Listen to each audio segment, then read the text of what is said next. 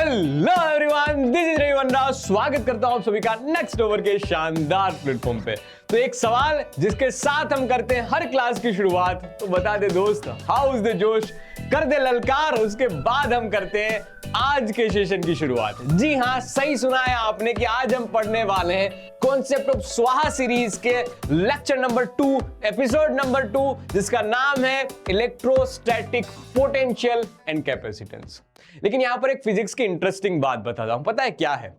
अगर तुम फिजिक्स को एक इंसान का रूप दे दो ना, तो पूरी दुनिया में से भी इतना जितनी ही करोड़ों अब्जों की बस्ती होगी ना, उन पूरी दुनिया में से अगर कोई बंदा सबसे लॉयल होगा ना, तो फिजिक्स होगा। वो ये बंदा होगा। हाँ, वो ये बंदा होगा। पूछो क्यों? पता है क्यों? क्योंकि ऐसा होता है ना कि नए इंसान के आ जाने से अक्सर लोग पुराने इंसान को भूल जाते हैं, पुराने बातों को भूल जाते हैं। फिजिक्स ऐसा नहीं है बेटा।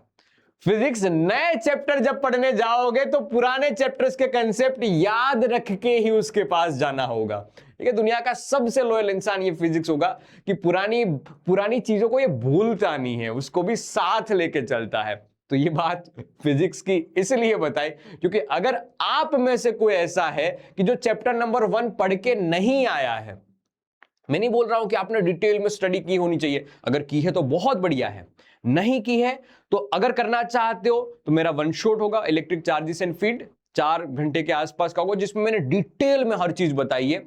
जो हम क्लास में पढ़ते हैं ना, वैसी ही तरीके से बताई है, बैच में पढ़ते हैं उसी तरीके से पढ़ाई है।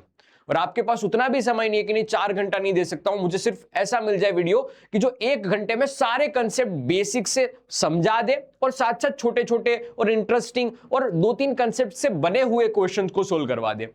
तो आपको इसी सीरीज का एक वीडियो मिल जाएगा इलेक्ट्रिक चार्जेस एंड फील्ड, इसी चैनल पे। आप पहले वो देख के उसके बाद आज की सेशन की शुरुआत करना। बिलीव में बेटा कि अगर कोई वो चैप्टर पढ़े बिना इस चैप्टर पे आ रहा है तो आपको आज की क्लास में समझ में नहीं आएगा और आप मुझे ही बोलोगे कि सर आपको सर ये क्या पढ़ा दिया, कुछ समझ में नहीं आया। हाँ, तो प्लीज मेरी आपसे रिक्वेस्ट है, सलाह है, सूचन है, विनती है कि आप पहले चैप्टर नंबर 1 को पढ़ के आइए अच्छे से और फिर आज के चैप्टर की शुरुआत कीजिएगा। हाँ जी, नाम पढ़ते हैं, इसकी नंबर प्लेट पढ़ते हैं, बहुत हो गई बातें।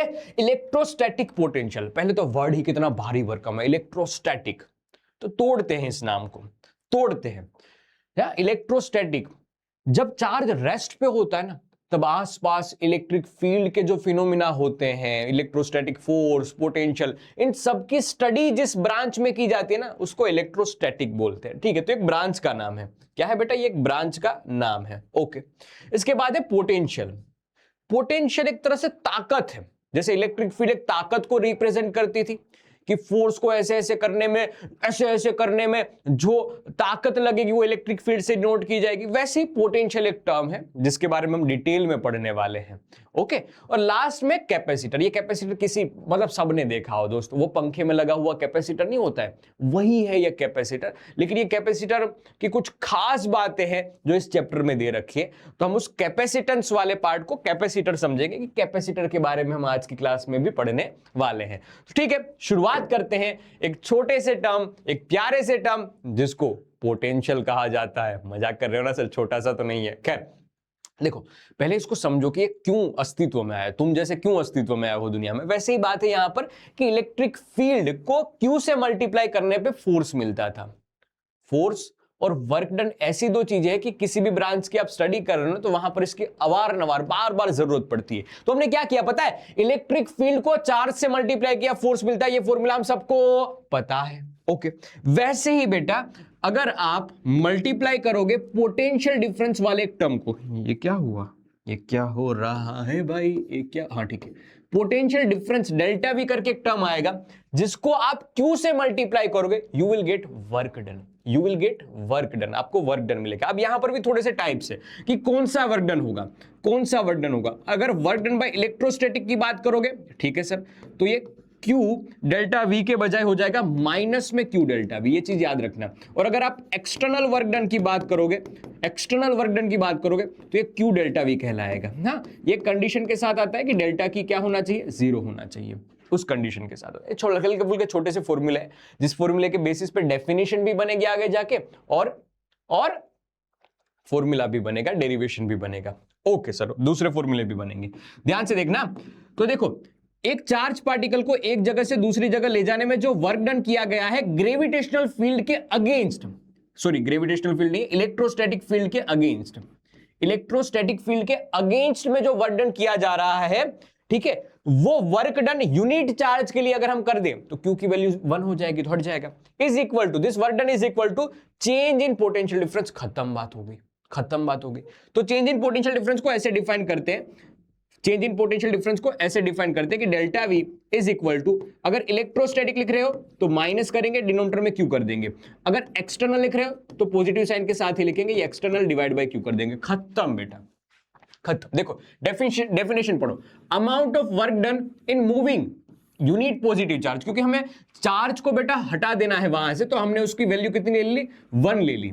अब एक जगह से दूसरी जगह को ये चार्ज को मूव करने के लिए अगेंस्ट द इलेक्ट्रोस्टैटिक फोर्स जो कार्य करना पड़ेगा, जो वर्क डन करना पड़ेगा, उसी को कहते हैं चेंज इन पोटेंशियल डिफरेंस। और अगर एक यूनिट चार्ज के लिए हम बात कर रहे हैं, यूनिट चार्ज की, एक चार्ज की वैल्यू बेटा Q है, एक चार्ज की वैल्यू पॉजिटिव में Q है, ठीक है, उससे R डिस्टेंस दूर कोई पूछ ले कि कितना पोटेंशियल होगा, तो KQ divide by R।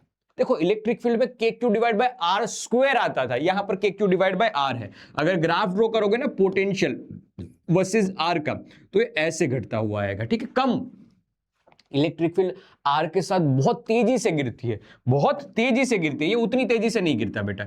Electric field बहुत तेजी से गिरती है, ये उतनी तेजी से नहीं गिरता, क्योंकि R के प्रोपोर्शनल है, 1/R के प्रोपोर्शनल है, वो 1/R स्क्वायर से प्रोपोर्शनल था, KQ बाय R स्क्वायर। इसलिए बोल रहा हूं चैप्टर नंबर 1 पढ़ा होगा तभी समझ में आएगा अच्छे से, ओके। लेकिन ये इलेक्ट्रिक फील्ड से ना लाख गुना अच्छा है, बस इसका नाम ही थोड़ा भद्दा सा है, वो तुम्हारे दोस्त की तरह, वरना वो दिल से अच्छा है, क्योंकि इसके पास डायरेक्शन नहीं है बेटा। जिसके पास डायरेक्शन नहीं होती है ना, उसको पढ़ना आसान होता है, पता होता है इधर उधर भागेगा, ज्यादा से ज्यादा क्या होगा, नेगेटिव पॉजिटिव या जीरो हो सकता है। हाँ, इसकी डायरेक्शन नहीं है तो बहुत आसान है। तो ये स्केलर फिजिकल क्वांटिटी है, यूनिट इसका निकालेंगे, वर्क डन का unit joule divide by charge यानी कूलम, तो जूल पर कूलम जिसको वोल्ट भी कहते हैं, ये इसका यूनिट हो जाएगा। डायमेंशनल फॉर्मूला कैसे निकाला है आप कमेंट सेक्शन में जरूर बताना, और ये डिराइव करके भी बताना कि तुम्हारा भी यही आ रहा है कि नहीं आ रहा है, क्योंकि बहुत बार हम ये डायमेंशनल फॉर्मूला का डायरेक्ट यूज करेंगे, और इवन बोर्ड्स एग्जामिनेशन में भी पूछा गया है V का डायमेंशनल फॉर्मूला, वोल्टेज का डायमेंशनल फॉर्मूला।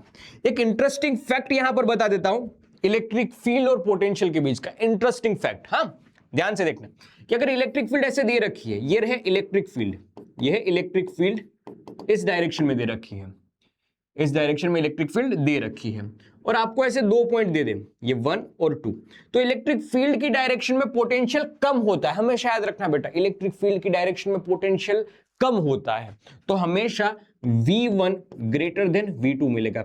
अगर उसी डायरेक्शन में हो तो, अगर तीसरा पॉइंट में इससे एकदम परपेंडिकुलर ले लूं तो ये V1 is equal to V3 हो जाएगा। परपेंडिकुलर डायरेक्शन में कोई भी फर्क नहीं, इलेक्ट्रिक फील्ड की डायरेक्शन में पोटेंशियल घटता है, याद रहेगा।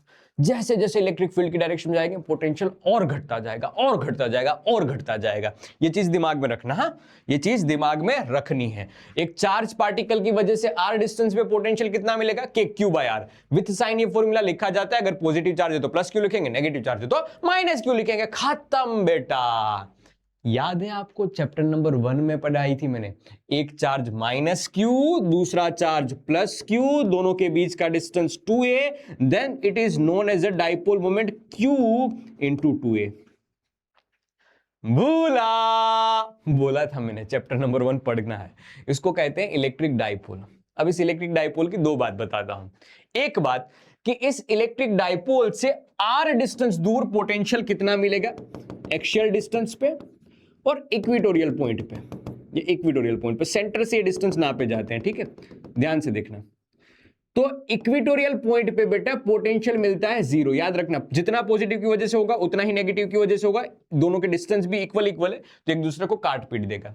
और एक्सियल डिस्टेंस पे ये पोटेंशियल मिलता है KP divide by R square. इस पर बेस भी क्वेश्चन पूछे जाते हैं, डेरिवेशन भी किए जाते हैं, पूरा प्रॉपर देखना है, वन शॉट। और अगर फॉर्मूला सीखना है, कॉन्सेप्ट सीखना है, और उस मल्टीपल कॉन्सेप्ट के एक साथ कैसे क्वेश्चन पूछे जा रहे हैं वो सीखना है, तो उसके लिए ये सीरीज बनी हुई है। ओके सर, बढ़िया। तो ये फॉर्मूला सीखा, ये फॉर्मूला को अप्लाई करने वाली बात भी हम धीरे धीरे सीखेंगे।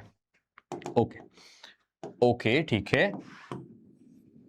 आगे देखो, अगर इस डाइपोल को हम यूनिफॉर्म इलेक्ट्रिक फील्ड पे रख दे तब क्या होता था?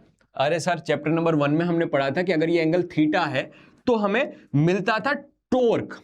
टॉर्क की इक्वेशन थी ऐसे, torque tau is equal to था P क्रॉस E, और अगर आप वेक्टर फॉर्म हटा के सिर्फ और सिर्फ स्केलर की बात करते हो तो टॉर्क इज इक्वल टू होता था PE साइन थीटा। ये फॉर्मूला शायद सबको याद है।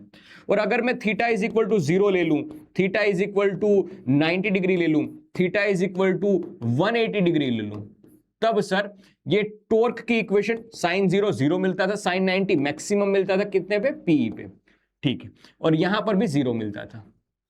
ये चैप्टर नंबर 1 में हमने ऑलरेडी पढ़ रखा है। अब बात आती है यहां पर चैप्टर नंबर 2 की। ये बताता है पोटेंशियल एनर्जी के बारे में, कि अगर डाइपोल को आपने इलेक्ट्रिक फील्ड में ऐसे रख दिया ना किसी एंगल पे, तो डाइपोल ऐसे हिल डुलेगी, ऐसे रोटेट करेगी, उसकी वजह से उसकी पोटेंशियल एनर्जी चेंज होगी, वो किसी एक डायरेक्शन में रहना पसंद करती है। ठीक है, ध्यान से देखना। तो हमें एक फॉर्मूला मिलता है पोटेंशियल एनर्जी का, माइनस में P डॉट E। ये वेक्टर फॉर्म है, अगर इसका स्केलर फॉर्म चाहिए तो potential energy U is equal to PE minus में PE कोस थीटा। अगर थीटा 0 कर दूं तो कोस की वैल्यू 1, तो पोटेंशियल एनर्जी मिनिमम मिलेगी, कितनी मिलेगी? Minus PE। अगर थीटा 90 डिग्री ले लूं बेटा, पोटेंशियल एनर्जी 0 हो जाएगी, खत्म, बात हो गई। अगर theta is equal to 180 degree ले लूं, कोस थीटा माइनस 1 हो जाता है, ठीक है, इसलिए माइनस माइनस प्लस हो जाएगा, माइनस माइनस प्लस हो जाएगा, पोटेंशियल एनर्जी मिलेगी प्लस में PE, प्लस में PE। देखना 3 अलग अलग केस है। डाइपोल, डाइपोल मेरा हाथ और ये वेक्टर देखना, डाइपोल और इलेक्ट्रिक फील्ड दोनों सेम डायरेक्शन में है। डाइपोल, डाइपोल परपेंडिकुलर है, इलेक्ट्रिक फील्ड अभी भी इसी डायरेक्शन में है, ठीक है। तीसरा केस, डाइपोल अपोजिट डायरेक्शन में और इलेक्ट्रिक फील्ड इसी डायरेक्शन में है, ठीक है, समझ पा रहे हो? ये दोनों अपोजिट अपोजिट डायरेक्शन में हो तब का खेल है 180 डिग्री का। ओके, बढ़िया। तो यहां से सीधा समझ में आ रहा है कि जिस केस में टॉर्क 0 हो और पोटेंशियल एनर्जी मिनिमम हो, उसको इक्विलिब्रियम तो कहते हैं। टॉर्क 0 मतलब इक्विलिब्रियम, लेकिन मिनिमम पोटेंशियल एनर्जी हो तो स्टेबल इक्विलिब्रियम कहते हैं, ठीक है, याद रखना इस चीज को। टॉर्क 0 मतलब इक्विलिब्रियम, लेकिन पोटेंशियल एनर्जी मैक्सिमम हो उस केस में, तो उस टाइप के इक्विलिब्रियम को हम अनस्टेबल बोलते हैं, ठीक है। मैक्सिमम पोटेंशियल एनर्जी के साथ ये इक्विलिब्रियम पे जा रहा है तो अनस्टेबल, ये गिर जाएगा थोड़े समय के बाद। इसको थोड़ा सा भी हिलाओगे बेटा, ये अनस्टेबल से हिल जाएगा, जबकि स्टेबल को थोड़ा सा हिलाते हो तो वापस अपनी ओरिजिनल पोजीशन में आने की वो कोशिश करता है। ओके, थोड़ा सा हल्का सा क्लास 11 का।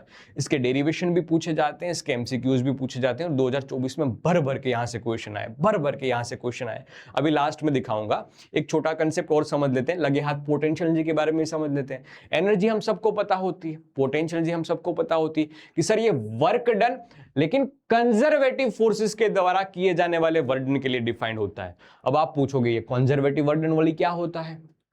आपको याद है हमने ग्रेविटेशन चैप्टर कहीं ना कहीं पढ़ा हुआ है। वो ग्रेविटेशनल फोर्स के लिए ही हमने एक ग्रेविटेशनल पोटेंशियल एनर्जी करके टर्म पढ़ा था, कि जिसमें फर्क नहीं पड़ता एक जगह से दूसरी जगह किस पाथ से ले जा रहे हैं इस आदमी को, चिंटू भाई मिंटू भाई, किसको किस पॉइंट से ले जा रहे हो, किस पाथ से ले जा रहे हो, कोई फर्क नहीं पड़ता। कहां से ले गए, कहां से कहां तक ले गए, बस इसी पे डिपेंड करता है। तो वर्क डन तीनों पाथ में सेम मिलता है, ऐसे वर्क डन को हम कंजर्वेटिव फोर्स के द्वारा किए जाने वाला वर्क डन कहते हैं, ठीक है। अब सिर्फ और सिर्फ ये वर्क डन किसके लिए डिफाइंड है? कंजर्वेटिव फोर्सेस के लिए ही डिफाइंड है। पोटेंशियल एनर्जी सिर्फ कंजर्वेटिव फोर्सेस के लिए डिफाइंड है। ओके, तो change in potential energy is equal to work done by conservative force की नेगेटिव वैल्यू। और यहां पर हम कौन से वर्क डन की बात करने वाले हैं? सर इलेक्ट्रोस्टैटिक की। ओके, ठीक है सर। तो ऐसा भी एक फॉर्मूला बन सकता है, इलेक्ट्रोस्टैटिक का वर्क डन हमने ऐसा भी लिखा था ना, क्यू डेल्टा भी, तो ऐसा भी एक फॉर्मूला बन सकता है, ये भी याद रख लेना हल्का फुल्का सा। अब यहां पर भी बेटा डेरिवेशन आता है, 2025 में पूछा गया था, इस पर क्वेश्चन भी आया था और एक डेरिवेशन भी आया था। तो डायरेक्टली बताता हूं मैं तुम्हें कि अगर दो चार्ज सिस्टम, ये कहानी अलग थी हाँ बेटा, ये कहानी है। इस कहानी के बाद एक डेरिवेशन आता है और उस डेरिवेशन के बाद हम इस फॉर्मूले पे पहुंचते हैं। लेकिन तुम फॉर्मूला अप्लाई करना सीखना, फॉर्मूला बनाना सीखना। कैसे? देखो, ये पोटेंशियल एनर्जी को हमेशा जोड़ी में देखना। ये कभी भी है ना, हमेशा कोशिश ये करेगी, जैसे रब ने बना दी जोड़ी, वैसे ये जोड़ी बनाने की कोशिश करेगी। जैसे कि एक चार्ज 1 और चार्ज 2 है, तो इन दोनों के बीच की पोटेंशियल जी ऐसे लिखते हैं, U is equal to K Q1 Q2, दो charge Q1 Q2 divide by distance R। Okay, ठीक है। अगर ऐसे 3 चार्ज पार्टिकल है, ऐसे 3 चार्ज पार्टिकल है, तो भी ये जोड़ी बनाएगी ऐसे, U total of a system is equal to U12 U, एक 1 और 2 के बीच का, एक 2 और 3 के बीच का, और एक 1 और 3 के बीच का, 1 और 3 के बीच का। ओके, ठीक है, ओके, बढ़िया। देखो ये सबकी जोड़ी बना रहा है बेटा, जोड़ी बना रहा है। ये बात अलग है कि तुम्हारी जोड़ी नहीं बन पा रही है, लेकिन तुम्हें यहां पर जोड़ी बनानी पड़ेगी बेटा। मार्क्स चाहिए तो तुम्हें जोड़ी बनानी पड़ेगी यहां पर। व्यवहार में, रियलिटी में नहीं बने, कोई बात नहीं बेटा, वहां ना बने, कहीं पे तो बन रहे ना, कहीं पे तो तुम जोड़ी बना रहे हो ना, बस यहां पर जोड़ी बनानी है। देखो तो U12 के Q1 Q2 दोनों के बीच का डिस्टेंस कितना है? R12। के Q2 Q3 के Q2 Q3, डिनोमिनेटर में ये डिस्टेंस कितना है? R23। ऐसे Q13 ये रहा, तो K Q1 Q3, डिनोमिनेटर में डिस्टेंस R13। हमेशा याद रखना बेटा, ये जोड़ी में रहेंगे। ओके, और इस पर सीबीएसई ने 2025 में बहुत प्यारे प्यारे न्यूमेरिकल पूछे गए थे, बहुत प्यारे प्यारे न्यूमेरिकल पूछे थे, बहुत मस्त। ओके, यहां पर एक और इंटरेस्टिंग बात है जो सबसे खतरनाक है, ये अक्सर भूल जाते हैं लोग। अक्सर आप देखोगे ना, ये लेक्चर्स में, वन शॉट्स में स्किप की जाती है, लेकिन मैं तुम्हें बता रहा हूं ना दोस्त, तुम मुझसे पढ़ रहे हो, ध्यान से देख। ये तब की जाती है सारी जोड़ियां बनाने वाली बातें जब एक्सटर्नल फील्ड कुछ भी ना हो तो। अगर एक्सटर्नल फील्ड हो तो, एक्सटर्नल इलेक्ट्रिक फील्ड हो तो, देखो यहां पर इलेक्ट्रिक फील्ड है, ये इलेक्ट्रिक फील्ड है, ये रही इलेक्ट्रिक फील्ड, ये रही इलेक्ट्रिक फील्ड, ये सारी जितनी भी बातें लगाई गई है ना, वो इलेक्ट्रिक फील्ड में है, और तब ये बातें की जा रही है, तब ये बातें की जा रही है। देखो Q1, ये Q1, ये दूसरा देखो Q2, दोनों के बीच का डिस्टेंस कितना है? R। तो जैसे हमने जोड़ी बनाई थी ना, वैसे ही बेटा, ये 1 है, ये 2 है, ठीक है, वैसे ही जोड़ी बनानी है। U system is equal to K Q1 Q2 divide by R, same.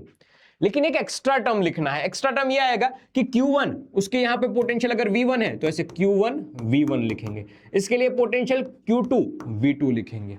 ये चीज एक्स्ट्रा में आएगी, ये जो लास्ट में बताए ना दोस्त, ये चीज एक्स्ट्रा में आएगी अगर एक्सटर्नल फील्ड प्रेजेंट है तो, क्योंकि उस फील्ड की वजह से भी कुछ अगेंस्ट में हमें वर्क डन करना पड़ेगा, वो वर्क डन यहां पर लिखा जाता है in form of this potential energy. दिमाग की बत्ती जल रही है, ठीक है। 3 फॉर्मूले एक ही स्लाइड में बताएं बेटा, 3 नहीं 4 फॉर्मूले हो जाएंगे, लेकिन एक ही स्लाइड में बनाइए। सबको आसानी से समझ में आ जाए ऐसा पॉसिबल नहीं होगा। अगर तुम्हें समझ में आ रहा है ये फॉर्मूले तो बहुत बढ़िया बात है, ठीक है। समझ पा रहे हो ना क्या क्या हमने किया है? Work done by conservative potential energy को डिफाइन किया है कंजर्वेटिव फोर्सेस के लिए, 11th का फॉर्मूला, फिर वहां से डेरिवेशन करके फॉर्मूला मिलता है जोड़ी बनाने वाला फॉर्मूला, के Q1 Q2 डिवाइड बाय 3 हो गए तो ऐसी जोड़ी बनेगी। इलेक्ट्रिक फील्ड प्रेजेंट है तो एक्स्ट्रा टर्म ये आ जाएगा, 2 पार्टिकल थे तो उसका तो लिख दिया, लेकिन एक्स्ट्रा में जो लिखी जाएगी वो Q1 V1 plus Q2 V2 रहेगी। Crystal clear? देखो अब इस पर बेस्ड कैसे सवाल आते हैं। एक 2024 में आया हुआ एमसीक्यू है कि electric dipole moment P kept in uniform electric field. Uniform electric field में बेटा रखी गई है क्या? डाइपोल। डाइपोल को यूनिफॉर्म इलेक्ट्रिक फील्ड में रखा गया है। ओके, ऐसे डाइपोल को रख दिया। Amount of work done to rotate it from the position of stable equilibrium to unstable equilibrium. मतलब कि पहले ये स्टेबल कंडीशन में थी, ठीक है, ध्यान से देखना, पहले ये स्टेबल कंडीशन में थी। स्टेबल कंडीशन को याद करो बेटा, कौन सी कंडीशन है ये? स्टेबल कंडीशन को याद करो, कौन सी कंडीशन है ये इलेक्ट्रिक फील्ड है, ये इलेक्ट्रिक फील्ड है। स्टेबल मतलब सर जो डाइपोल है ना बेटा वो इसी डायरेक्शन में तो स्टेबल बोलते हैं, अनस्टेबल मतलब ये हो गया अपोजिट डायरेक्शन में। थीटा इज इक्वल टू 0 वाला केस है, theta is equal to 180 degree वाला केस है, पता चल जाता है डायरेक्ट समझ के। ओके, पोटेंशियल एनर्जी स्टेबल वाले केस में sir U initial is equal to minus P, U final is equal to plus P. हाँ, और हम खुद रोटेट कर रहे हैं ना, हमें रोटेट करने के लिए बोला जा रहा है, तो कितना वर्क डन हमें करना पड़ेगा? तो work done by external force is equal to minus करके work done by electrostatic force, और इसी के लिए हम डेल्टा U 0 लिखते थे, सॉरी इज इक्वल टू हम क्या लिखते थे? डेल्टा यू लिखते थे माइनस इलेक्ट्रोस्टैटिक फोर्स, इलेक्ट्रोस्टैटिक का वर्डन माइनस में is equal to work done by external force और is equal to delta U. तो इन शॉर्ट हम लिख सकते हैं directly work done by external force is equal to delta U. Delta U की value कितनी आएगी sir? U final minus U initial. U final कितनी है? Plus P minus minus plus P 2PE। सही आंसर बन जाएगा। बना क्या तुम्हारा? दिमाग चमका गया तुम्हारा? कौन सा कंसेप्ट है वो पहले हमने एक डायग्राम से समझा, फिर क्या सिचुएशन दे रखी थी वो हमने ड्रॉ की। जो सिचुएशन दे रखी थी, देखो मल्टीपल चीजें आ रही है। जो सिचुएशन दे रखी थी वहां पर हमने पोटेंशियल एनर्जी लिखी। जो पोटेंशियल लिखी गई बेटा उनके बीच का डिफरेंस निकाला। ये डिफरेंस किसके इक्वल होगा? वर्क डन के इक्वल होगा। 2-3 कंसेप्ट एक साथ आ रहे हैं दोस्त। और उससे भी बढ़िया एक क्वेश्चन और करवाता हूं, ध्यान से देखना, ध्यान से देखना। यहां पर क्या है पता है? बोला गया है कि एक चार्ज है point charge Q placed at a distance R from another charge Q। मतलब एक Q चार्ज से R डिस्टेंस दूर रखा गया है एक छोटा चार्ज Q। अब दोनों के बीच का डिस्टेंस है ना बेटा, वो R को 2R किया जा रहा है। R को 2R किया जा रहा है। क्या तगड़ा क्वेश्चन बनाया था। ऑप्शंस पढ़ लो। इलेक्ट्रोस्टैटिक फोर्स में क्या चेंज आएगा और पोटेंशियल एनर्जी में क्या चेंज आएगा, जिस पर अक्सर बच्चे कंफ्यूज होते हैं ना, उसी पे सवाल पूछा है। आप कंफ्यूजन से भाग रहे हो और वो जो पेपर बना रहे हैं वो उसी कंफ्यूजन पे पेपर बना रहे हैं। क्यों पता है? क्योंकि बच्चा अक्सर गलती कर देता है कि सर फोर्स की इक्वेशन क्या थी और पोटेंशियल एनर्जी की इक्वेशन क्या थी। पोटेंशियल एनर्जी हम K Q1 Q2 divide by R square नहीं R लिखते हैं, और यहां पर K Q1 Q2 divide by R square लिखते हैं। तो बेटा ये 4 गुना हो जाएगा, 4 गुना आधा हो जाएगा, मतलब 4वें हिस्से का हो जाएगा, और ये आधा का आधा हो जाएगा। लेकिन पावर ऊपर जाएगी ना बेटा, ये आधा किया जा रहा है तो R/2 R स्क्वायर बाई 4 ऊपर जाएगा, 4 गुना फोर्स हो जाएगा। और यहां पर देखें तो R/2 ऊपर जाएगा तो पोटेंशियल एनर्जी कैसी हो जाएगी? पोटेंशियल एनर्जी कैसी हो जाएगी? देखो R/2 डिस्टेंस के डबल किया जा रहा है ना, डिस्टेंस डबल किया जा रहा है। सॉरी मुझे लगा आधा किया जा रहा है, डबल किया जा रहा है। तो डबल करोगे तो 4 की पावर R स्क्वायर की पावर 2 है, तो 4R स्क्वायर, तो 4 डिनोमिनेटर में रहेगा यहां पर, तो 4 से वो 4वें हिस्से का हो जाएगा, डिवाइड बाय 4 हो जाएगा। जो नया फोर्स आएगा ना बेटा वो कैसा होगा? F डिवाइड बाय 4 होगा। और यहां पर जो पोटेंशियल एनर्जी है वो R की जगह पर 2R, मतलब पहले इनिशियल में जितनी थी उससे आधी हो जाएगी, इसलिए बेटा U/2। तो फोर्स 4वें हिस्से का हो जाएगा और पोटेंशियल एनर्जी आधी हो जाएगी। ये ऑप्शन मैच करना, मेरे हिसाब से तो मैंने तुम्हें ओरली बता दिया है, लेकिन तुम्हें खुद से करना है और कमेंट सेक्शन में आंसर देना है। मैंने बस ऐसे ही फ्लो में बता दिया, क्वेश्चन एक्चुअल में तुम्हें ही करना है। ठीक है, यहां तक की बात तुम्हें समझ में आ रही है दोस्त? पक्का? बढ़िया। अब हम एक नया कंसेप्ट और पढ़ते हैं, इन दोनों के बीच का रिश्ता। इन दोनों के बीच का रिश्ता क्या है? Relation between electric field and this potential energy. और उससे भी अच्छा सवाल जो आपके लिए मैं लेके आया हूं, CBSE 2024 और CUET में भी पूछा गया ये सवाल कि अगर एक चार्ज Q को मैं बस पढ़ देता हूं, क्वेश्चन तुम्हें ही सोल्व करके बताना है हमें। एक चार्ज Q, कैपिटल Q, दोनों के बीच का डिस्टेंस R है। अगर इस R डिस्टेंस को हम 2R कर दे तो फोर्स बढ़ेगा घटेगा, क्या चेंज आएगा, और पोटेंशियल एनर्जी में क्या चेंज आएगा वो देखो। यहां पर ये क्वेश्चन इसलिए ज्यादा फेमस हुआ ना क्योंकि दोनों फॉर्मूले कंफ्यूजिंग है। फोर्स में जो फॉर्मूला लिखा जाता है वो F is equal to K Q1 Q2 divide by R square होता है, और पोटेंशियल में K Q1 Q2 divide by R होता है। इसलिए ये दोनों ज्यादा फेमस है। एक स्क्वायर का फर्क है, वरना बाजी पलट जाएगी।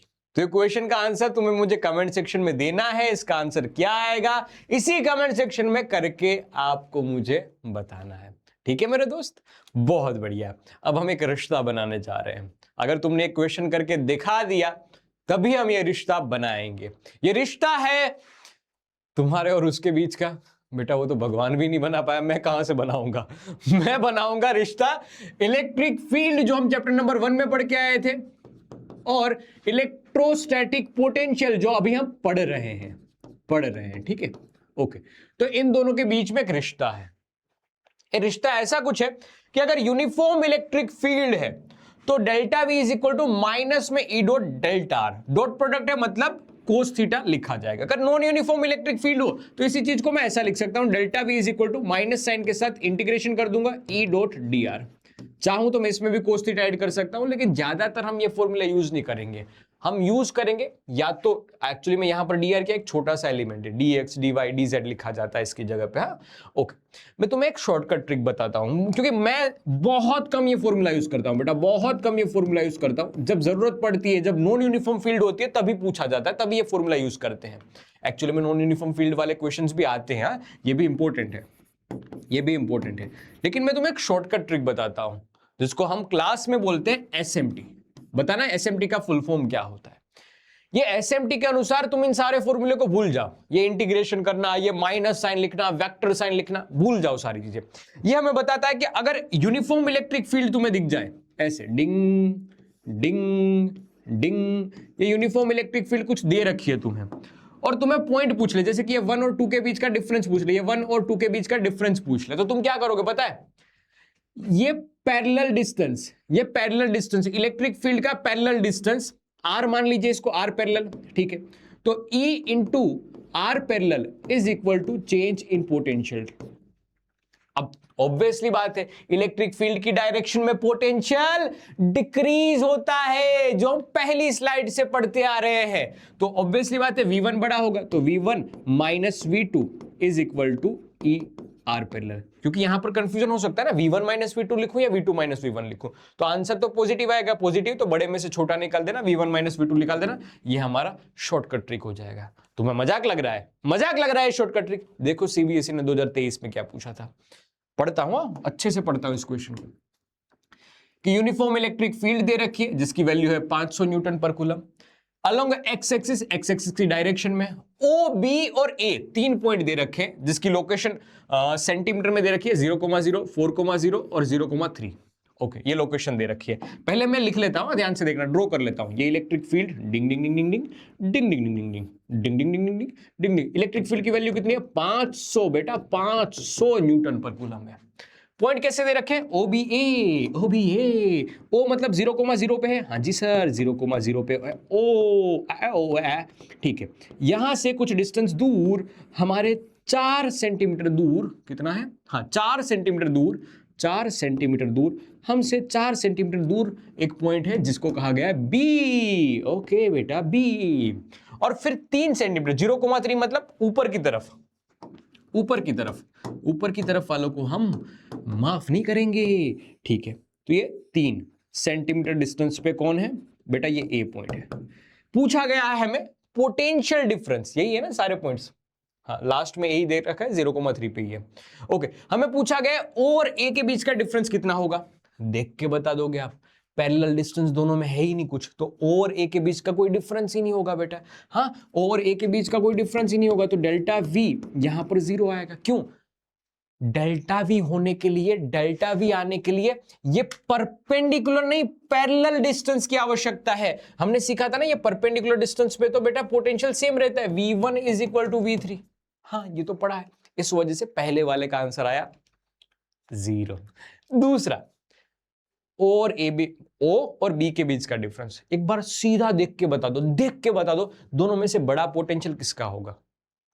इलेक्ट्रिक फील्ड की डायरेक्शन में पोटेंशियल घटता है तो बी का पोटेंशियल कम होगा, ओ का पोटेंशियल ज्यादा होगा। तो ये लिखेंगे हम sir O A minus O B, delta V is equal to O A minus V O minus V B is equal to electric field और आर पैरेलल। इलेक्ट्रिक फील्ड कितनी है? 500, आर पैरेलल कितना है? 4 सेंटीमीटर, तो 4 into 10⁻⁻2 लिखूंगा, -2 cancel out हो जाएगा, 5 को 20 होता है, 20 वोल्ट फाइनल आंसर आ जाएगा, 20 वोल्ट फाइनल आंसर आ जाएगा। VO माइनस VB का फाइनल आंसर आ जाएगा बेटा 20 वोल्ट। इससे अपोजिट लिखो तो माइनस साइन लगा देना, VB माइनस VO करो तो माइनस 20 वोल्ट आंसर आएगा।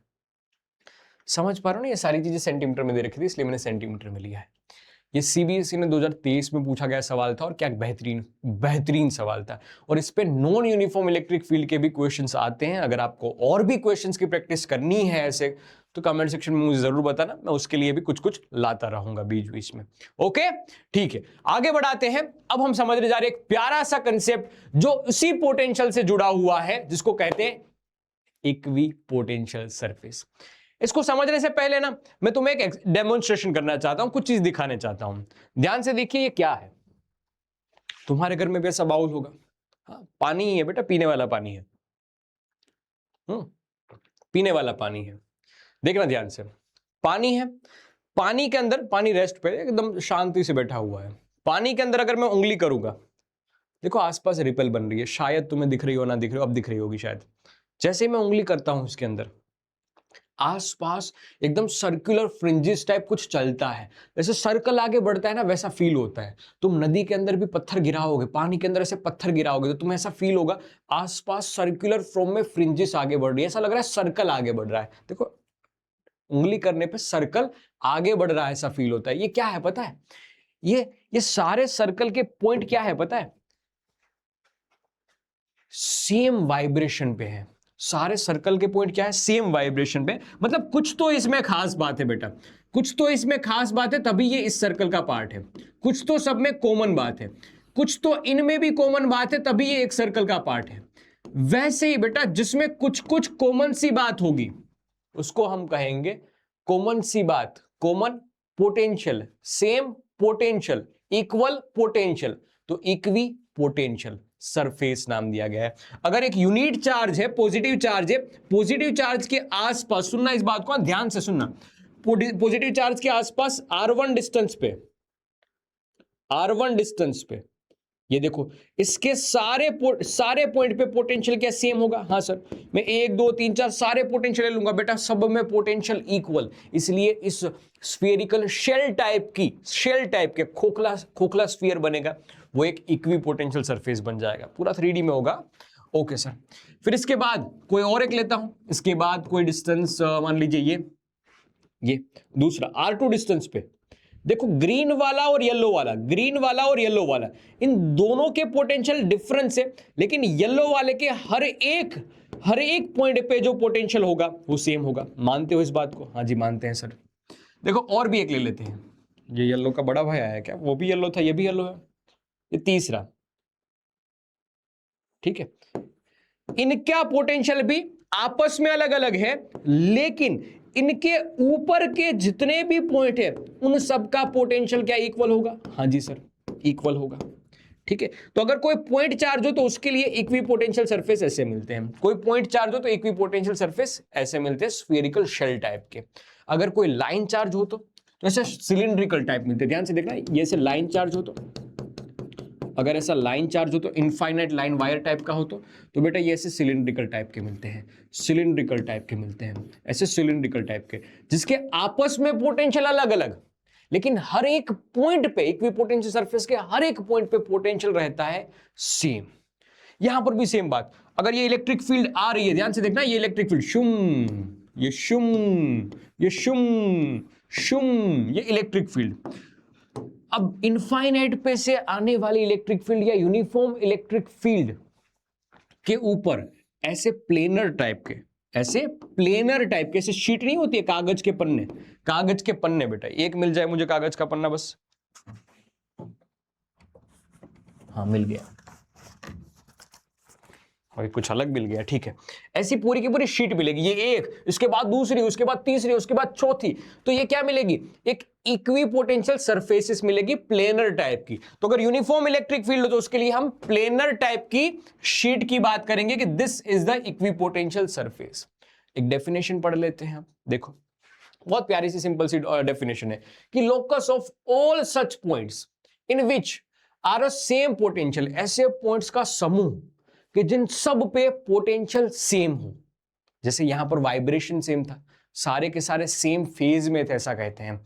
यहां पर भी बेटा सेम पोटेंशियल पे है। Okay sir, the surface at which potential of all the points, आपस में इन पॉइंट के सारे सरफेस के सारे पॉइंट्स का पोटेंशियल क्या होगा? इक्वल होगा, सेम होगा, ठीक है। This surface is known as a equipot, तब उस सरफेस को इक्विपोटेंशियल सरफेस के नाम से जाना जाता है। अब एक बात, VA is equal to VB मैंने लिख दिया, बस मुझे ये बताओ कि अगर कोई एक चार्ज Q है, उस चार्ज को A पे रख दूं और A से मुझे B पे ले जाना तो कितना वर्क डन करना पड़ेगा? सर वर्क डन लिखा जाता है, अगर A से B को आपको चार्ज को ले जाना है तो Q is equal to VA minus VB या VB माइनस VA, ऐसा लिखेंगे। सर ये तो इक्वल है, तो याद रखना बेटा, इक्विपोटेंशियल सरफेस पे एक चार्ज को दूसरी जगह पे ले जाने के लिए, एक पॉइंट से दूसरी पॉइंट पे ले जाने के लिए कोई भी वर्क डन करना नहीं पड़ता। क्यों? क्योंकि पोटेंशियल इक्वल है, डिफरेंस 0 हो जाएगा। ओके, अगर कहीं भी आपको दिख जाए और इन तीनों में, चारों में जब भी आप एनालॉजी बिठाओगे तो आपको पता चलेगा कि सर जो भी इलेक्ट्रिक फील्ड लाइन है ना, वो हमेशा इस इक्विपोटेंशियल सरफेस से 90 डिग्री का एंगल बनाएगी। ये इक्विपोटेंशियल सरफेस से 90 डिग्री का एंगल बनाएगी। जब भी आप देखोगे ये 90 डिग्री का एंगल, ये 90 डिग्री का एंगल, यहां पर भी देखोगे 90 डिग्री का एंगल, ये 90 डिग्री का एंगल, ये 90 डिग्री का एंगल, ये 90 डिग्री का एंगल। तो electric field line equipotential surface से 90 डिग्री का एंगल बनाएगी। दूसरी बड़ी बात है ये दूसरी बड़ी बात है। तीसरा पॉइंट आपने ध्यान से, बहुत ध्यान से देखा हो ना, ऑब्जर्व किया हो ना, तो आपको पता चलेगा कि इस रीजन में इलेक्ट्रिक फील्ड स्ट्रॉन्ग होगी।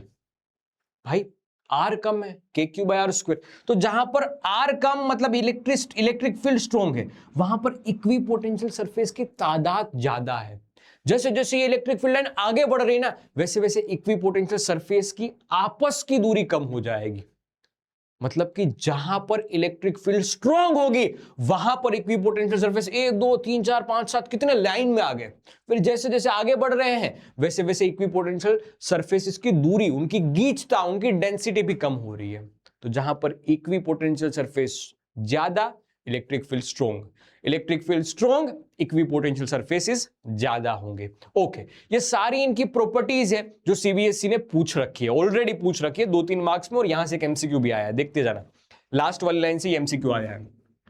Potential difference between any 2 points 0 होगा, यही तो डेफिनेशन में लिखा था। वर्क डन इनके लिए भी 0 होगा, एक पॉइंट से दूसरे पॉइंट पे ले जाने के लिए। ओके, इलेक्ट्रिक फील्ड हमेशा इससे परपेंडिकुलर होगी, पढ़ लिया हमने। Electrostatic potential surface, equipotential surface बोलते हैं, इलेक्ट्रोस्टैटिक नहीं बोलते हैं। इक्विपोटेंशियल सरफेसेस कभी भी इंटरसेक्ट नहीं कर सकते। अगर इंटरसेक्ट करेंगे तो 2 डायरेक्शन वाला खेल हो जाएगा, तो कभी इंटरसेक्ट नहीं कर सकते। 5वां पॉइंट जो बता रहा था कि क्लोजर द इक्विपोटेंशियल सरफेसेस, अगर दोनों पास पास होंगे, सरफेसेस पास पास होंगे, इसका मतलब कि इलेक्ट्रिक फील्ड कैसी होगी? स्ट्रॉन्ग होगी। ठीक है, स्ट्रॉन्गर होगी उस जगह पे इलेक्ट्रिक फील्ड स्ट्रॉन्ग होगी। और इसी पर बेस्ड ये दोनों डायग्राम है। देखो, एक पॉजिटिव चार्ज, दूसरा नेगेटिव चार्ज। किस जगह पे इलेक्ट्रिक फील्ड ज्यादा होगी? बीच की रीजन में इलेक्ट्रिक फील्ड ज्यादा होगी। तो यहां पर देखो इक्विपोटेंशियल सरफेस है वो पास पास है, बीच में। ये देखो, ये इक्विपोटेंशियल सरफेस है, ध्यान से देखना। ये देखो आपस में पास पास है, आपस में पास पास है, क्योंकि इस जगह पे इलेक्ट्रिक फील्ड लाइन ज्यादा होगी। ये ड्रॉ करना भी हमने सीखा था, पॉजिटिव नेगेटिव, बीच में ज्यादा होगी। और अगर दोनों पॉजिटिव पॉजिटिव हो तो सर बीच में इलेक्ट्रिक फील्ड लाइन वीक होगी तो वहां पर इक्विपोटेंशियल सरफेस की तादाद कम, यहां पर डेंसिटी ज्यादा। देखो ये आपस में ज्यादा इस तरफ पास है, तो इस जगह पे इलेक्ट्रिक फील्ड स्ट्रॉन्ग है, यहां पर वीक, यहां पर वापस स्ट्रॉन्ग। तो जहां पर इलेक्ट्रिक फील्ड स्ट्रॉन्ग है बेटा, वहां पर इक्विपोटेंशियल सरफेस की डेंसिटी ज्यादा होगी। यहां पर भी देखो पास पास होगी, डेंसिटी ज्यादा मतलब पास पास होंगे। यहां पर इलेक्ट्रिक फील्ड बेटा स्ट्रॉन्ग, बीच में स्ट्रॉन्ग है, तो इक्विपोटेंशियल सरफेस पास पास, लास्ट में बेटा वीक। ठीक है, समझ में आ रही है? ये सीबीएसई ने 2024 में पूछा हुआ सवाल है। ओके, आगे बढ़ते हैं, ध्यान से देखना।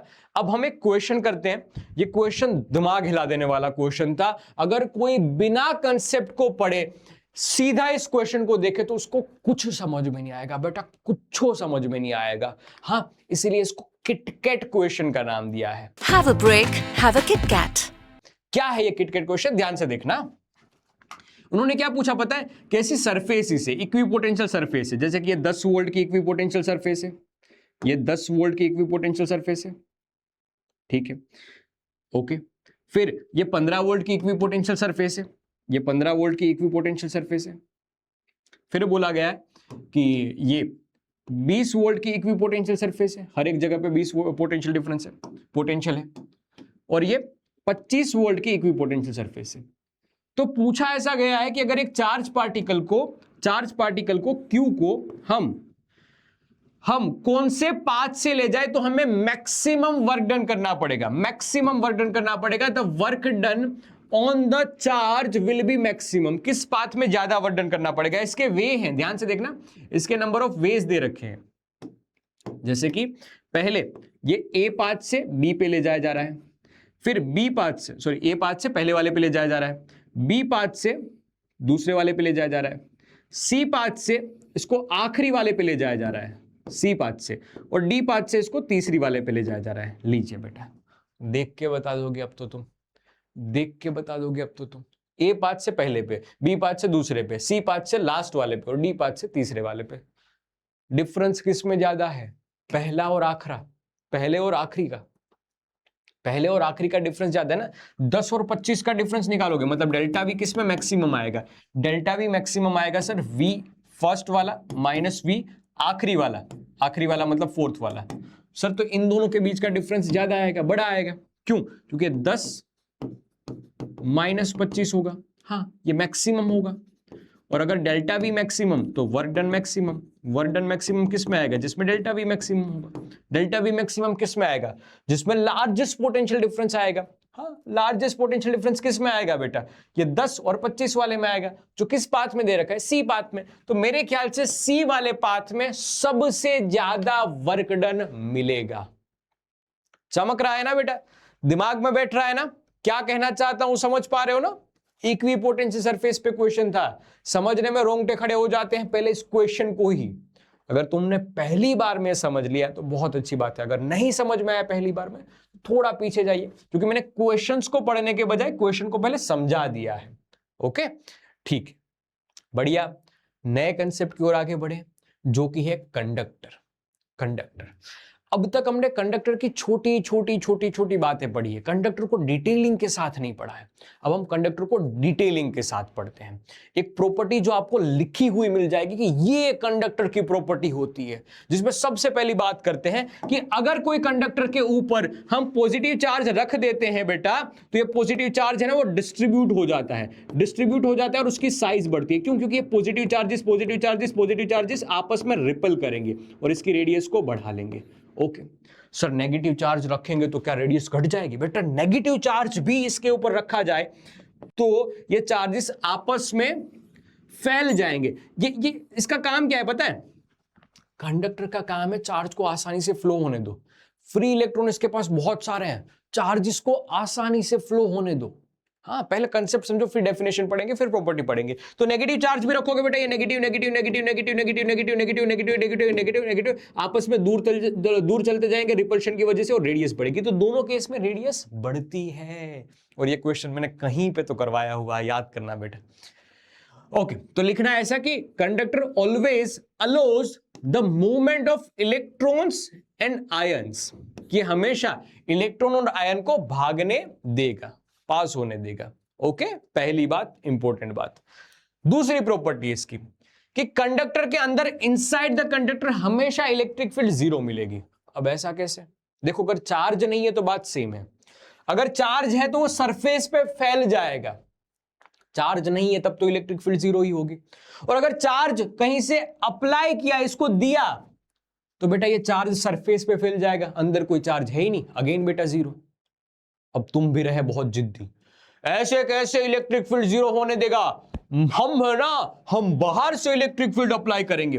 तुमने की बाहर से इलेक्ट्रिक फील्ड अप्लाई, तुमने की बाहर से ये इलेक्ट्रिक फील्ड अप्लाई, तुमने एक्सटर्नल इलेक्ट्रिक फील्ड अप्लाई की, ठीक है, तुमने एक्सटर्नल इलेक्ट्रिक फील्ड अप्लाई की, तुमने एक्सटर्नल इलेक्ट्रिक फील्ड अप्लाई की। ध्यान से देखना। हाँ, तो हुआ क्या पता है? इसके अंदर के फ्री इलेक्ट्रॉन जो बैठे हुए थे ना, वो इलेक्ट्रॉन उड़ के बेटा इस साइड पे आ गए, क्योंकि इलेक्ट्रॉन इलेक्ट्रिक फील्ड की अपोजिट डायरेक्शन में जाना चाहते हैं, तो इलेक्ट्रॉन उड़ के इस तरफ आ गए। और सारे इलेक्ट्रॉन इस तरफ आ जाएंगे, दूसरी तरफ बचेगा क्या? Positive charge. तो इस तरफ positive positive positive positive positive positive positive positive positive charge बचा।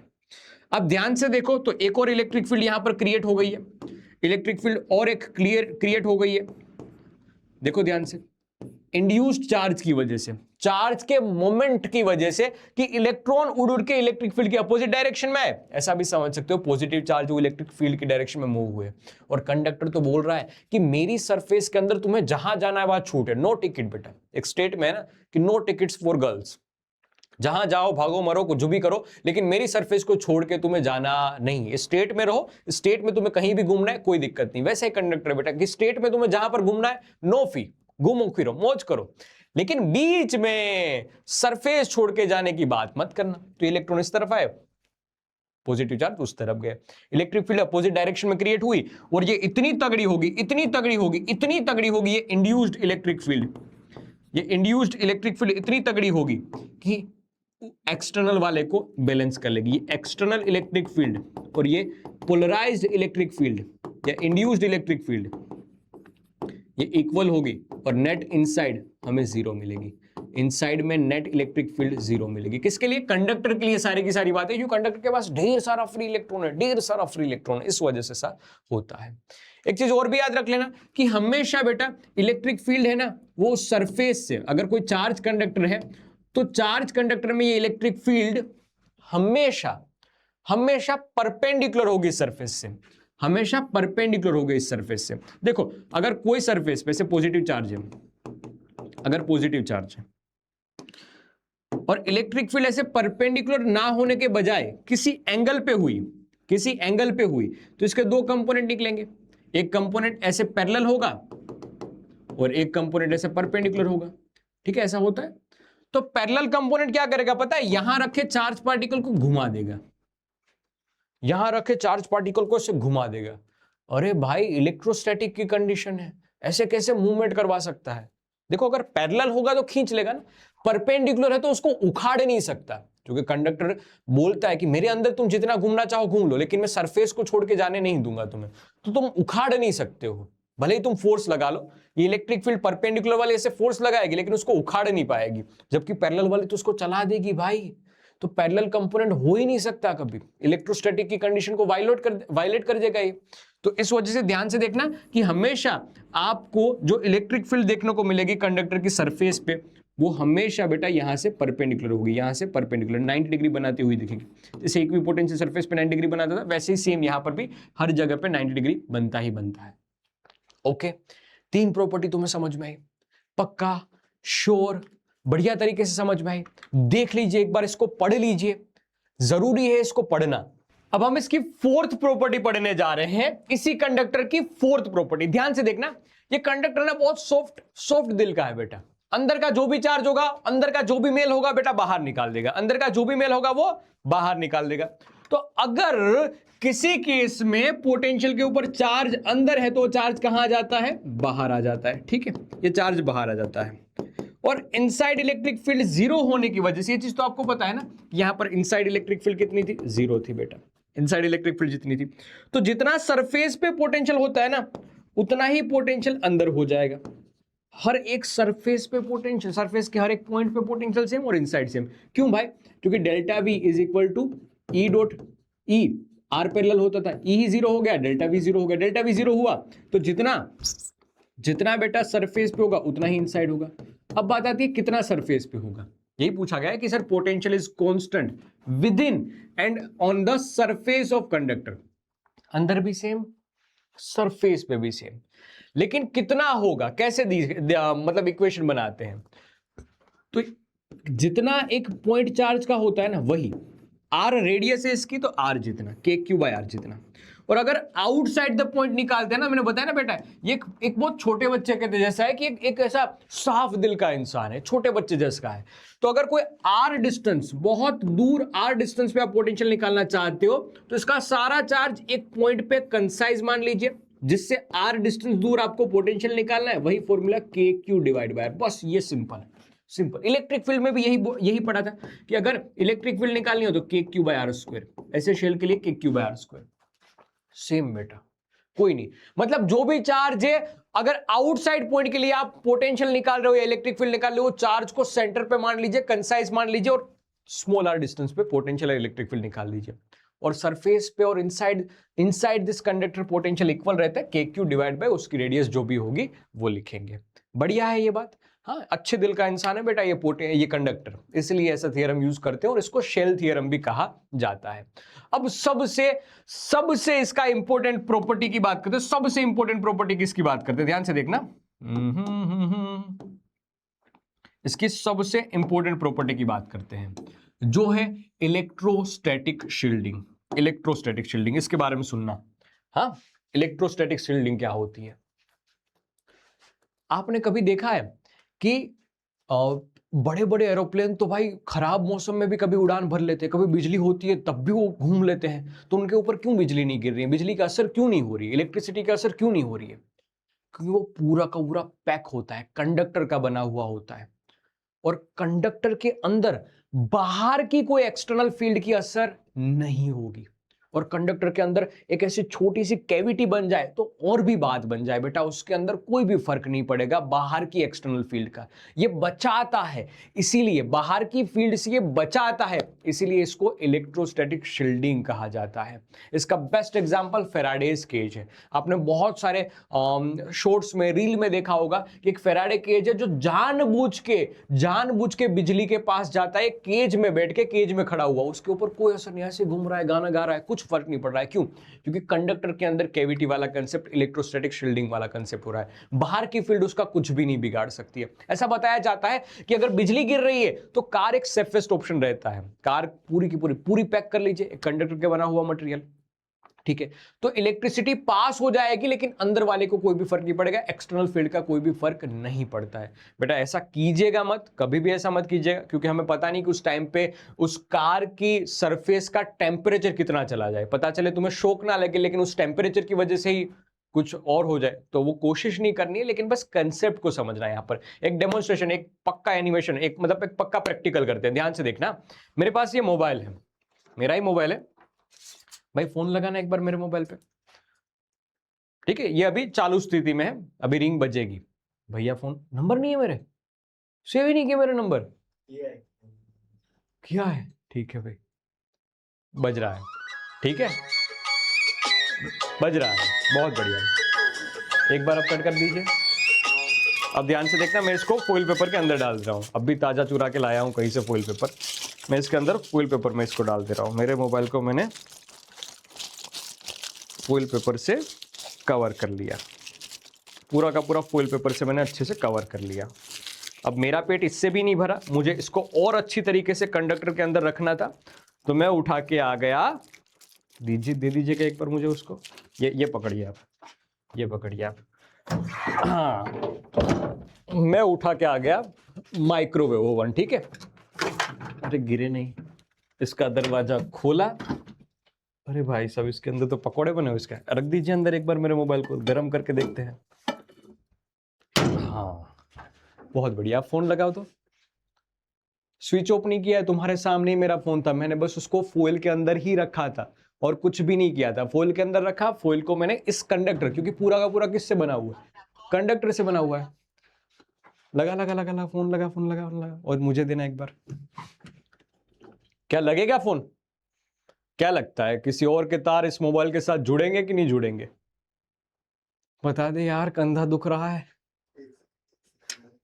भाई, नीचे मेज टेबल नहीं था, और टेबल था वो छोटा था, तो शायद तुम्हें दिखे नहीं, इसलिए कंधे पे उठाया। एक लाइक कर देना।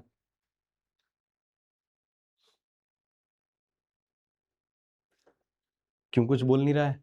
बैलेंस तो है ना? हाँ अभी तब पहली बार तो लगा था फोन।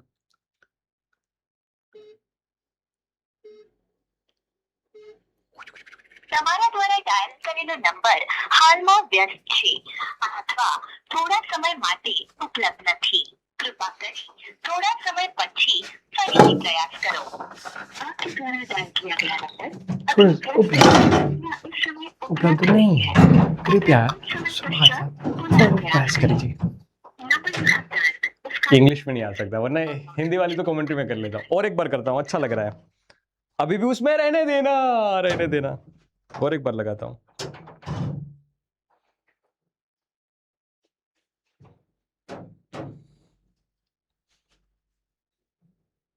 क्या लगता है, लगेगा फोन?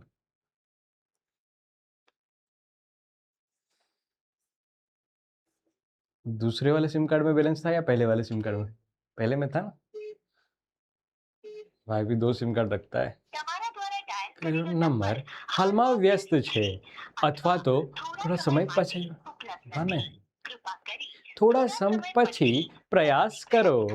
अरे मतलब बस समझ गया बात। क्यों ऐसा हो रहा है? क्योंकि कंडक्टर के अंदर बाहर की एक्सटर्नल फील्ड का कोई भी फर्क नहीं पड़ता है। क्यों नहीं पड़ता है भाई? सीधी सिंपल सी बात है।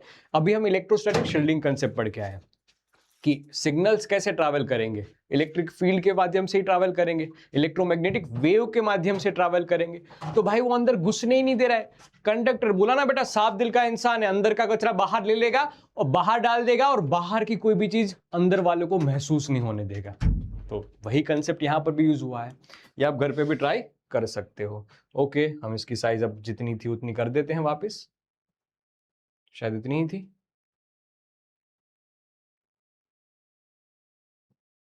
ये क्या हुआ? ये क्या हो रहा है भाई? ये क्या हो रहा है? ठीक है, मैं इसको लास्ट में ठीक कर दूंगा। अभी आगे बढ़ते हैं। अब एक नया टॉपिक जिसका इंतजार कर रहे थे, चैप्टर का दूसरा अध्याय, जिसका नाम है कैपेसिटर। एक्चुअली में इसका नाम कैपेसिटर है, और ये आखिरी कंसेप्ट है इस चैप्टर का। बेटा इसके छोटे छोटे कंसेप्ट है जो हम बहुत डिटेलिंग के साथ पढ़ेंगे, हर एक चीज पढ़ेंगे, कुछ भी छोड़ेंगे नहीं। हो सकता है सेशन की लेंथ हल्की सी, मतलब वो 1 घंटे से सवा घंटा हो जाए, लेकिन तुम अपना मंतव्य बताना। मेरे ख्याल से तो ये लेंथ सही है, क्योंकि शुरुआत के चैप्टर्स बड़े बड़े हैं, शुरुआत के 4 चैप्टर, तो ये लेंथ मतलब अप्रोप्रिएट है। अगर तुमसे इसके छोटी लेंथ वाले सेशन चाहिए तो रैपिड रिवीजन है बेटा, 30 मिनट में 35 मिनट में मैंने सारा चैप्टर समझाया हुआ है। और अगर और भी डिटेलिंग के साथ हर एक चीज चाहिए तो वन शॉट ऑलरेडी यहाँ पर ही अपलोड है, आप सर्च कर सकते हो। ठीक है, बाकी कुछ भी आपको लगे, सजेशन हो तो कमेंट सेक्शन में बताना, आपके लिए तो है कमेंट सेक्शन। बाकी मतलब मैं सही में, अगर तुम यहाँ पर रुके हुए हो, दिल से तुम सबको एक थैंक यू बोलना चाहता हूँ। इस वजह से पता है, क्योंकि मैं ना सालों से पढ़ा रहा हूँ, आज भी पढ़ा रहा हूँ, पर आगे भी पढ़ाऊंगा। हर साल जो बच्चे आते हैं चले जाते हैं, आते हैं चले जाते हैं, उन सब में बेटा, सब में, आजकल की बात नहीं है, सब में एक चीज कॉमन मैंने देखी है। वो चीज कॉमन क्या है पता है?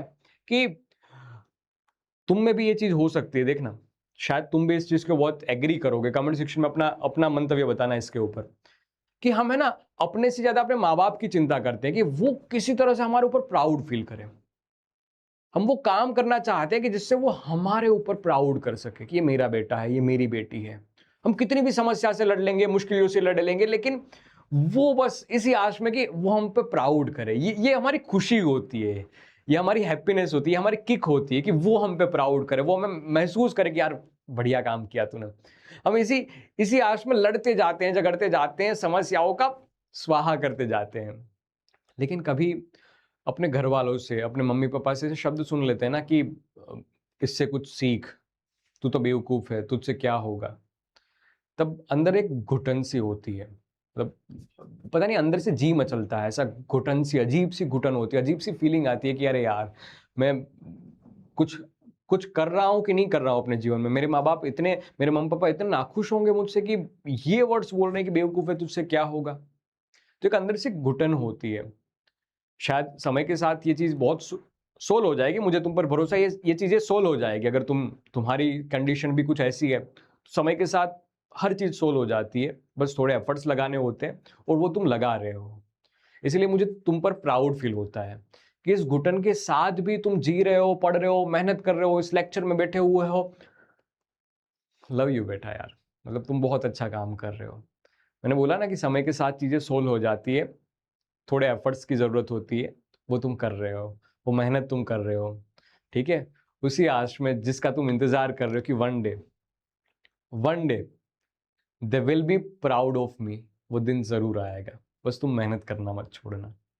ठीक है, तो हम एक कंसेप्ट पढ़ रहे हैं जिसका नाम है कैपेसिटर। ये कैपेसिटर सिलिंड्रिकल टाइप का है। हम जो पढ़ रहे हैं वो पैरेलल प्लेट वाला कैपेसिटर होता है, और यही सिलेबस में दे रखा है, ज्यादातर हम इसी कैपेसिटर की बात करते हैं। पैरेलल प्लेट की मतलब क्या होता है कि एक ऐसी प्लेट है, ऐसी प्लेट है, ठीक है, और दूसरी ऐसी प्लेट है, दोनों ऐसे पास पास रखी हुई है। ठीक है, डायग्राम में भी दिख रहा होगा आपको कि 2 थिन शीट टाइप की प्लेट है, एक के ऊपर पॉजिटिव चार्ज, दूसरे के ऊपर उतना ही नेगेटिव चार्ज होगा। तो इलेक्ट्रिकली ये पूरी सिस्टम न्यूट्रल रहे। याद रखना, कैपेसिटर के ऊपर नेट चार्ज कोई पूछे तो न्यूट्रल, 0 आएगा। ओके, और अरेंजमेंट के लिए हम क्या बोलते हैं कि देखो एक पॉजिटिव चार्ज है, एक नेगेटिव चार्ज है, तो पॉजिटिव की वजह से नेगेटिव की तरफ इलेक्ट्रिक फील्ड लाइन भागती है, और ये कैपेसिटर है वो इलेक्ट्रिक फील्ड के फॉर्म में एनर्जी को स्टोर करता है। तो एक बेसिक सी डेफिनेशन ऐसी बोलते हैं कि डिवाइस जो यूज किया जाता है stored energy in form of electric field, electric field के फॉर्म में एनर्जी को स्टोर करता है। एक के ऊपर पॉजिटिव चार्ज होगा प्लस क्यू और दूसरे के ऊपर नेगेटिव चार्ज होगा माइनस क्यू, तो इलेक्ट्रिक फील्ड लाइन ऐसे भागेगी, डिंग ding ding ding ding ding ding ding ding ding ding ding ding ding ding ding ding डिंग। ओके, दोनों के बीच का डिस्टेंस भी हम लिख सकते हैं, दोनों के बीच का जो डिस्टेंस होगा उसको छोटा d से रिप्रेजेंट करते हैं, ये q प्लस क्यू, ये माइनस क्यू। ओके, बहुत बढ़िया। इस शीट का एरिया होगा उसको कैपिटल ए से रिप्रेजेंट करेंगे, कैपिटल ए। ओके, ये भी बढ़िया है। न्यूट्रल होगी, ये पूरे की पूरी कैपेसिटर है वो न्यूट्रल होगा। अब आपके दिमाग में सवाल आएगा भाई कि ये कैपेसिटर भी एनर्जी को स्टोर करता है और जो छोटी बैटरी होती है वो भी एनर्जी को स्टोर करती है, तो इन दोनों का काम तो सेम ही है, ऑलमोस्ट सेम सेम है। एनर्जी का स्टोर करना दोनों का मकसद यही है, दोनों का मकसद यही है एनर्जी का स्टोर करना। लेकिन जो बैटरी है ना वो कंटिन्यूअसली हल्का हल्का हल्का एनर्जी देती है, धीरे धीरे धीरे धीरे एनर्जी देती है, जबकि कैपेसिटर ना वो झटके से एनर्जी देता है। तुम्हारे उसी दोस्त के साथ जो झटका ज्यादा मारता है, घर घर घर घर घर घर घर ठीक है, तो झटके से एनर्जी देता है, खट खट खट। और कोई भी चीज की शुरुआत करनी होती है तो एक झटका चाहिए, एक मोमेंटम चाहिए, एक अच्छी खासी एनर्जी चाहिए। जैसे पंखा चलाना है तो खट करके एक झटका चाहिए, ठीक है, तो वो झटका देने वाला काम कौन करता है, वो झटके से एनर्जी देने वाला काम कौन करता है, कैपेसिटर करता है। मोबाइल में भी कभी आपको फोटो खींचने हैं तो फोटो खींचने में एक फ्लैश लाइट ऑन होती है ना, अगर डार्क लाइट कम है तो फ्लैश लाइट ऑन करते हैं, तब क्या होता है, खट करके फोटो खींचता है। वो एनर्जी तब कंटिन्यूअसली कौन देता है, बैटरी तो स्लोली स्लोली एनर्जी मोबाइल को दे ही रही थी, लेकिन उसमें भी एक छोटा कैपेसिटर होता है जो खट करके एनर्जी देता है, झटके से एनर्जी देता है। तो झटके से एनर्जी देने का काम ये कैपेसिटर करता है। हम कौन सा कैपेसिटर पढ़ रहे हैं, ये पैरेलल प्लेट वाला कहते हैं, इसको पैरेलल प्लेट कैपेसिटर पढ़ते हैं, ठीक है। इंस्टेंटेनियस सोर्स यानी झटके से एनर्जी देने वाला, इलेक्ट्रिकली ये न्यूट्रल होता है। अब कौन सा अच्छा कैपेसिटर है, किसकी ताकत ज्यादा है, वो डिफाइन करने के लिए कैपेसिटेंस टर्म डेवलप किया है कि सर जितना चार्ज वो स्टोर कर सकता है पर पोटेंशियल डिफरेंस, इसको कहते हैं कैपेसिटेंस। और इस टाइप के पैरेलल प्लेट टाइप के कैपेसिटर का कैपेसिटेंस हम लिखते हैं C is equal to epsilon naught A by D, epsilon naught A by D. अगर इसको बैटरी से ज्वाइन कर देते थे हम, एक कैपेसिटर सिंबल से दो डंडे से रिप्रेजेंट किया जाता है और V वोल्ट की बैटरी के साथ इसको कनेक्ट कर दिया जाता है, तब हम बोलते हैं कि इसके अंदर stored energy 1/2 epsilon not 1/2 CV square होता है। याद रखना इस फॉर्मूले को याद रखना। कोई एनर्जी डेंसिटी पूछ लेना गलती से, एनर्जी पर वॉल्यूम को एनर्जी डेंसिटी बोलते हैं। जहां कहीं भी इलेक्ट्रिक फील्ड होगी वहां पर एनर्जी पर वॉल्यूम लिखते हैं 1/2 एप्सिलॉन नॉट E स्क्वायर। इसको याद रखने की जरूरत अभी तो नहीं है, फिलहाल नहीं है, तुम बस इस फॉर्मूले पर फोकस करना। ये जो डब्बे बनाए ये वाले फॉर्मूले ज्यादा काम के हैं, कभी कभार रेयर केस में क्वेश्चन आ सकता है, ठीक है। कैपेसिटर को बैटरी के साथ ज्वाइन कर दिया, 1/2 CV स्क्वायर एनर्जी स्टोर्ड होगी in term of electric field. Capacitance कितना होता है पैरेलल प्लेट कैपेसिटर का, epsilon naught A by D. Generalise formula क्या है Q divide by delta V। ये जनरलाइज फॉर्मूला, यहीं से सारी बात निकल के आई है। बढ़िया है, यहां तक की बात, कैपेसिटर समझ में आया, मजा स्वाहा आगे बढ़े। लीजिए बेटा, अब सीरीज कॉम्बिनेशन में कैपेसिटर आ जाएंगे, पैरेलल कॉम्बिनेशन में कैपेसिटर आ जाएंगे। ध्यान से देखना, अगर सीरीज कॉम्बिनेशन में तो 1/1 वाला खेल होगा, 1/C equivalence is equal to 1/C1 plus 1/C2 plus 1/C3 plus ding ding ding ding ding ding करके बात चलेगी। चार्ज सेम रहेगा, याद रखना। सीरीज कॉम्बिनेशन होता है तो चार्ज सेम रहेगा, इस चीज का ध्यान रखना, ओके।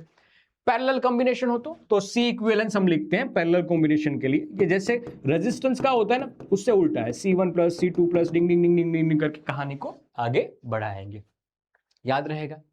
सीरीज में चार्ज सेम रहेगा, पोटेंशियल में, पैरेलल में पोटेंशियल डिफरेंस सेम रहेगा। ये हल्की फुल्की बातें हैं जो दिमाग में बिठानी जरूरी है।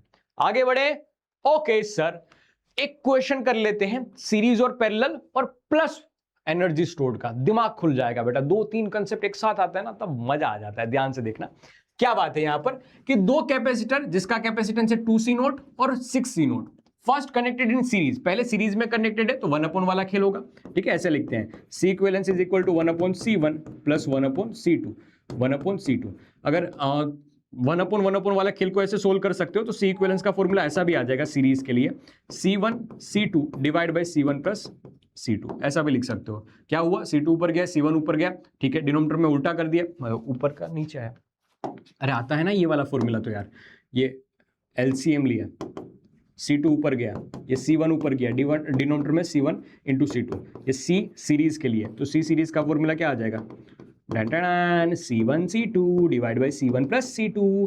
पैरेलल के लिए तो समेशन नहीं करना है, ये सीरीज के लिए कहानी थी। तो इन्होंने पूछा है कि ratio of energy stored in series combination and that parallel, पहले सीरीज में कनेक्ट किया गया, उसके बाद पैरेलल में कनेक्ट किया गया, तो एनर्जी स्टोर्ड का रेशियो क्या होगा। याद करो दोस्तों, क्या हमने एनर्जी स्टोर्ड इन सीरीज या सीरीज में हो या पैरेलल में हो, लेकिन एनर्जी की इक्वेशन क्या थी, C equivalence into V square. Parallel में इक्वेशन क्या थी, अरे भाई साहब कोई भी हो, लेकिन एनर्जी स्टोर्ड की इक्वेशन तो सेम ही रहेगी ना, C equivalence in parallel into V square. Battery तो सेम ही है बेटा, बैटरी में क्या फर्क पड़ रहा है, बैटरी तो सेम की सेम है। तो बेटा जी 1/2 cancel out, V square cancel out, ऊपर आ जाएगा C सीरीज, डिनोमिनेटर में C पैरेलल इक्विवेलेंस। सीरीज वाले का फॉर्मूला C1 C2, डिनोमिनेटर में C1 प्लस C2। पैरेलल वाले का formula C1 plus C2। Okay, अब आपको लग रहा होगा क्या बोल रहा है ये इंसान। बेटा तुम खुद करोगे ना इस क्वेश्चन को तो और भी आसानी से समझ में आएगा। अगर कोई दूसरा करता है तब कैलकुलेशन में ऐसा लगता है कि ये क्या कर रहा है, अगर खुद पेन चलाओगे तो आसान लगेगा। Okay, C1 into C2 divide by C1 plus C2 का स्क्वायर हो जाएगा। इसका आंसर तुम निकाल के मुझे बताओगे कमेंट सेक्शन में, क्या बताओगे क्या कमेंट सेक्शन में। मुझे लगता है तब तक डी आंसर आएगा। एक बार तुम खुद इसकी कैलकुलेशन करके देखना, C1 की जगह पे 2C नोट लिखना, C2 की जगह पे 6C नोट लिखना और आंसर बताना। 2024 का क्वेश्चन है, हल्के में मत लेना। हाँ, बताना कि क्या डी आंसर इसका आ रहा है, दिगराज सर वाला, या नहीं आ रहा है, कमेंट सेक्शन में जरूर बताना। ओके, हाँ जी। अब देखो बहुत सारी समस्या थी कैपेसिटर के अंदर की, कि कैपेसिटर को आपने बोल दिया कि सर एक पे पॉजिटिव चार्ज है, एक पे नेगेटिव चार्ज है, एक पे पॉजिटिव चार्ज है, एक पे नेगेटिव चार्ज है। कौन ऐसा इंसान है जो खुद पॉजिटिव और नेगेटिव देख के अट्रैक्ट ना हो, होगा ना अट्रैक्ट। और कौन ऐसा इंसान है जो खुद नेगेटिव और पॉजिटिव को देख के अट्रैक्ट ना हो। तो इन दोनों के बीच में भी एक फोर्स लगेगा, ये दोनों चिपकना चाहेंगे, ये दोनों चिपकना चाहेंगे। बेटा कैसे आप इसको पकड़ के रखोगे, तो स्टेबल करना है इसको बहुत मुश्किल। कब तक पकड़ के रखोगे बेटा, वो दोनों चिपक जाएंगे एक समय पे, तो बहुत मुश्किल होता है इसको हैंडल करना। तो कुछ ऐसा किया गया, शकुनी मामा का दिमाग का यूज किया गया और स्टेबिलिटी भी बढ़ा दी और कैपेसिटेंस भी बढ़ा दिया, वो काम कर दिया। और उसके लिए बीच में हम एक रायता भरने वाले हैं जिसको कह रहे हैं डाइलेक्ट्रिक। ये डाइलेक्ट्रिक एक इंसुलेटर का ही पार्ट है, लेकिन इसके अंदर इलेक्ट्रॉन ऐसे भाग नहीं सकते, बस ऐसे हिलडुल सकते हैं, भाग नहीं सकते हैं। हाँ, चार्जेस ऐसे भाग नहीं सकते कंडक्टर की तरह, बस ऐसे हिलडुल सकते हैं। तो दो टाइप के डाइलेक्ट्रिक होते हैं, एक नॉन पोलर कि जिसका पॉजिटिव नेगेटिव है ही नहीं बेटा, एक सेंटर पे लाई कर रहा है, एक ही सेंटर पे लाई कर रहा है, ऐसे एक पॉजिटिव और नेगेटिव एक ही सेंटर पे लाई कर रहा है, इसके पोल ही नहीं है, इसलिए नॉन पोलर कहा गया है। किसकी नेट परमानेंट डाइपोल मोमेंट कुछ भी नहीं होगी बेटा, जीरो होगी, कुछ भी नहीं होगी, क्या होगी, जीरो होगी। ओके सर, इसके एग्जांपल दे रखे हैं CO2 O2 N2। और पोलर डाइलेक्ट्रिक, ये पोलर की खास बात है बेटा कि इसमें हमेशा है ना, देखो एक पॉजिटिव एक नेगेटिव, मतलब आपको देखने को मिलेगा कि ऐसे हैं ये, कैसे, एक पॉजिटिव एक नेगेटिव, तो इसकी कुछ तो डाइपोल है, इसकी कुछ तो डाइपोल है, नेगेटिव से पॉजिटिव की ओर एक डाइपोल मूवमेंट होती है। तो एटॉमिक लेवल पे देखें ना, तो नॉन पोलर के पास एक डाइपोल जरूर है, परमानेंट डाइपोल जरूर है, बहुत छोटी तो छोटी, लेकिन परमानेंट डाइपोल है, सही है, सही। देखो HCl के पास भी होगी, H+Cl- होती है, आयंस के पास होती है। ओके, लेकिन समस्या है कि अगर आप पूरी की पूरी स्पीसीज को देखोगे ना, एक पूरे के पूरे स्ट्रक्चर को देखोगे ना, तो एक की डाइपोल ऐसे, दूसरे की ऐसी, तीसरी की ऐसी, चौथे की ओसी, तो ऐसे ऐसे ऐसे ऐसे ऐसे ऐसे करके बेटा ये डाइपोल रैंडमली ओरिएंटेड है। तो नेट स्पीसीज के लिए हम डाइपोल क्या लिखेंगे, अगेन जीरो कर देंगे, नेट स्पीसीज के लिए जीरो कर देंगे, जब तक बाहर से कोई आके इफेक्ट ना करे। अब बाहर से कोई आएगा, इट मींस बाहर से अगर हम इलेक्ट्रिक फील्ड अप्लाई करें, बाहर से अगर हम इलेक्ट्रिक फील्ड अप्लाई करें, देखो अब तक कंडक्टर को बाहर के इलेक्ट्रिक फील्ड से फर्क नहीं पड़ता था, लेकिन इसको तो पड़ेगा, इसको तो पड़ेगा, क्योंकि इसके चार्जेस से वो भाग नहीं सकते, बस ऐसे ऐसे मुड़ सकते हैं। तो चाहे वो पोलर हो चाहे वो नॉन पोलर हो, लेकिन जैसे ही हम एक्सटर्नल फील्ड लगा रहे हैं, जैसे ही हम एक्सटर्नल फील्ड लगा रहे हैं, चाहे वो पोलर हो चाहे वो नॉन पोलर हो, कोई फर्क नहीं पड़ता बेटा, लेकिन इसके अंदर के चार्जेस से बेटा नेगेटिव पॉजिटिव ऐसे अलाइन हो रहे हैं, नेगेटिव पॉजिटिव ऐसे अलाइन हो रहे हैं, एक डायरेक्शन में अलाइन होने की कोशिश कर रहे हैं, नेगेटिव पॉजिटिव एक डायरेक्शन में से अलाइन होने की। नेगेटिव इलेक्ट्रिक फील्ड की अपोजिट डायरेक्शन भागता है, पॉजिटिव इलेक्ट्रिक फील्ड की डायरेक्शन में भागता है। तो देखो ये अलाइन होने की कोशिश कर रहा है, नेगेटिव पॉजिटिव ऐसे अलाइन होने की कोशिश कर रहा है। समझ पा रहे हो तुम? तो ध्यान से देखोगे तो ऐसा स्ट्रक्चर बन रहा है कि इस तरफ नेगेटिव पॉजिटिव, इस तरफ नेगेटिव पॉजिटिव, इस तरफ नेगेटिव पॉजिटिव, इस तरफ नेगेटिव पॉजिटिव, ऐसे ही सेम बेटा नेगेटिव पॉजिटिव, आम नहीं है बेटा नेगेटिव पॉजिटिव। हमने एक्सटर्नल फील्ड ऐसे अप्लाई की है, डिंग डिंग, ये एक्सटर्नल फील्ड। और ध्यान से देखो तो यहां पर इलेक्ट्रिक फील्ड इंड्यूस्ड हो जा रही है। देखो ये पॉजिटिव पॉजिटिव पॉजिटिव है, नेगेटिव नेगेटिव, तो इससे अपोजिट डायरेक्शन में एक इलेक्ट्रिक फील्ड इंड्यूस हो जा रही है, जिसको ई पोलराइजेशन बोलते हैं, पोलराइजेशन बोलते हैं, इसको पोलराइजेशन कहा जाता है। इंड्यूस्ड करंट या इंड्यूस्ड इलेक्ट्रिक फील्ड को पोलराइज्ड इलेक्ट्रिक फील्ड भी कहा जाता है, और इस घटना को पोलराइजेशन कहा जाता है। याद रहेगा बेटा, ये ईपी डेवलप हुई है। अगर कोई पूछ ले कि नेट इलेक्ट्रिक फील्ड कितनी होगी इसके अंदर, तो याद रखना बेटा, नेट इलेक्ट्रिक फील्ड हमेशा इस डाइलेक्ट्रिक के अंदर जो एक्सटर्नल आपने अप्लाई की है वो माइनस करके जो पोलराइजेशन की वजह से डेवलप हो रही है वो, इन दोनों का सब्सट्रैक्शन मिलेगी। ठीक है, इन दोनों का सब्सट्रैक्शन मिलेगी, और वो एक्सटर्नल से कुछ कम ही होगी। कितना गुना कम होगी? तो सर डायरेक्ट बताता हूं, practically we will found E external divide by K dielectric constant. याद आया क्या आपको के की बात? के क्या है? Dielectric constant. पहले वाले चैप्टर में मैंने डायरेक्ट बता दिया था डाइलेक्ट्रिक कांस्टेंट के बारे में, और यही डाइलेक्ट्रिक कांस्टेंट था जो एप्सिलॉन आर के इक्वल था। किसके इक्वल था? एप्सिलॉन आर के इक्वल, रिलेटिव परमिटिविटी के इक्वल था। याद आया? चैप्टर 1 की बात रिलेट कर दी मैंने यहां पर। हाँ यार, कितना कनेक्शन है चैप्टर 1 और चैप्टर 2 के बीच में, उतना ही जितना तेरा और तेरे दोस्त का है। ये दोनों सगे भाई हैं, दोनों सगे भाई हैं। हाँ, इसलिए दोनों के बीच में अच्छा खासा रिलेशन है, भाई बहन है। ठीक है, मुझे पता है तुम्हारे घर पे भाई भाई का, मेरे घर पे भी भाई भाई का झगड़ा होता है, भाई बहन का झगड़ा हल्का सा कम होता है। हाँ, चाहे भाई भाई ले लो या भाई बहन ले लो या बहन बहन ले लो, झगड़ा होना तय होता है। ठीक है, लेकिन रिश्ता भी तो है, वैसे इन दोनों के बीच में रिश्ता भी तो है। ठीक है, समझ पा रहे हो? ओके, बहुत बढ़िया। ये चीज याद रखना, डाइलेक्ट्रिक के अंदर इलेक्ट्रिक फील्ड कुछ कम हो जाएगी। अगर 10 अप्लाई की है तो 10 डिवाइड बाई 2, 10 डिवाइड बाय, अगर डाइलेक्ट्रिक कांस्टेंट 2 है तो 10 डिवाइड बाई 2 हो जाएगी। ठीक है, आधी हो जाएगी। याद रखना, डाइलेक्ट्रिक कांस्टेंट जैसे फोर्स डिवाइड बाय के हो जाता था, वैसे फील्ड डिवाइड बाय के चली जाएगी। ओके, याद रखना, अगर कोई कभी ऐसा वर्ड आ जाए कि पोलराइजेशन की इक्वेशन क्या होगी, तो epsilon not susceptibility into net electric field जो आपको मिल रही है वो। ससेप्टिबिलिटी क्या होती है? तो एक टर्म है जो इजाद किया गया है, ये आपको मैग्नेटिक ससेप्टिबिलिटी के फॉर्म में भी मिलेगा, इलेक्ट्रिक ससेप्टिबिलिटी के फॉर्म में भी मिलेगा। लेकिन अभी के बस इतना याद रख लीजिए कि एक टर्म है जिसकी इक्वेशन भी लिखी जा सकती है कि 1 plus susceptibility is equal to epsilon R. Epsilon R को डाइलेक्ट्रिक कांस्टेंट भी कहा था, तो 1 plus susceptibility is equal to dielectric constant.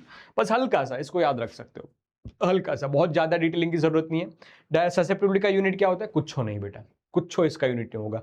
ठीक है, कुछ इसका यूनिट नहीं होगा, यूनिट लेस है, डायमेंशनल लेस है। किस किस चीज के ऊपर ये पोलराइजेशन डिपेंड करता है?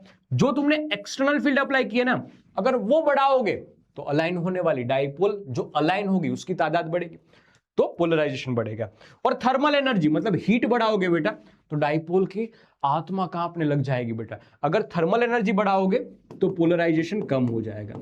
ठीक है, थर्मल एनर्जी बढ़ाओगे पोलराइजेशन कम हो जाएगा, इलेक्ट्रिक फील्ड बढ़ाओगे पोलराइजेशन बढ़ जाएगा। ये हल्की फुल्की बात है, दिमाग में याद रखना, बिठा के रखना, खत्म। बस ये बीच में हल्का सा टॉपिक आ रहा था डाइलेक्ट्रिक। अब मैं डाइलेक्ट्रिक की बात समाप्त करता हूं। हमारे लिए डाइलेक्ट्रिक की बस इतनी सी बात काम की है कि डाइलेक्ट्रिक के अंदर इलेक्ट्रिक फील्ड कम हो जाती है। इलेक्ट्रिक फील्ड कम हो जाती है, कितना गुना कम हो जाती है? के गुना कम हो जाती है। बाकी डाइलेक्ट्रिक से हल्के फुल्के एमसीक्यूज पूछे जाते हैं, इससे अलावा कुछ नहीं है। इसका यूज कैपेसिटर के अंदर किया जाता है ताकि इलेक्ट्रिक फील्ड को रिड्यूस किया जा सके, और चार्ज इधर उधर भागेंगे नहीं तो कैपेसिटर की स्टेबिलिटी मेंटेन हो जाएगी, नेगेटिव चार्ज और पॉजिटिव चार्ज एक दूसरे में फ्यूज नहीं होंगे, इस वजह से। ओके, आ जाते हैं अपने टॉपिक पे। देखो, आपने ये देखा था कि C is equal to epsilon naught A by D था। ठीक है, ये एयर की कहानी थी। अगर इसके अंदर एक डाइलेक्ट्रिक कांस्टेंट ऐड कर दिया डाइलेक्ट्रिक कांस्टेंट ऐड कर दिया तो कहानी चेंज हो जाएगी। डाइलेक्ट्रिक कांस्टेंट का डाइलेक्ट्रिक को कांस्टेंट दे दिया जिसको के बोल दिया है, इसी को एप्सिलॉन आर भी लिखा करते थे। हल्का सा डेरिवेशन करवा देता हूं, जरूरत नहीं है वैसे इसकी, लेकिन देखो ध्यान से देखना, एप्सिलॉन नोट था, अब एप्सिलॉन एम लिखूंगा क्योंकि यहां पर कोई मीडियम सब्स्टिट्यूट किया गया है।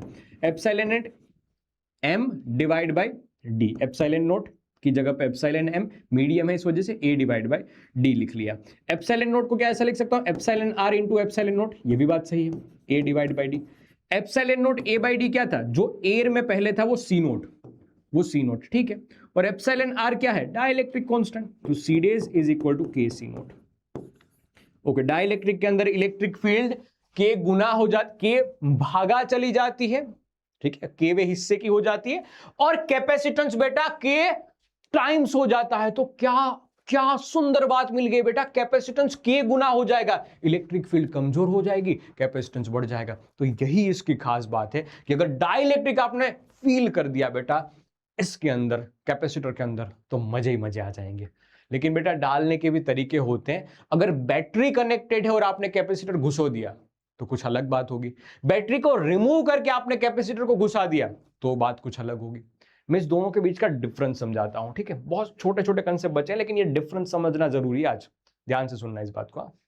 डिफरेंस, अगर बेटा मैं जब बैटरी डिस्कनेक्ट हो और तब कैपेसिटर को इंसर्ट करूं, डालने के तरीके समझना दो है यहां पर, हां, दो तरीके से कैपेसिटर को, कैपेसिटर के अंदर डाइलेक्ट्रिक को डाला जाएगा, डाइलेक्ट्रिक को इंसर्ट किया जाएगा। एक जब बैटरी डिस्कनेक्ट हो, बैटरी कनेक्टेड नहीं है।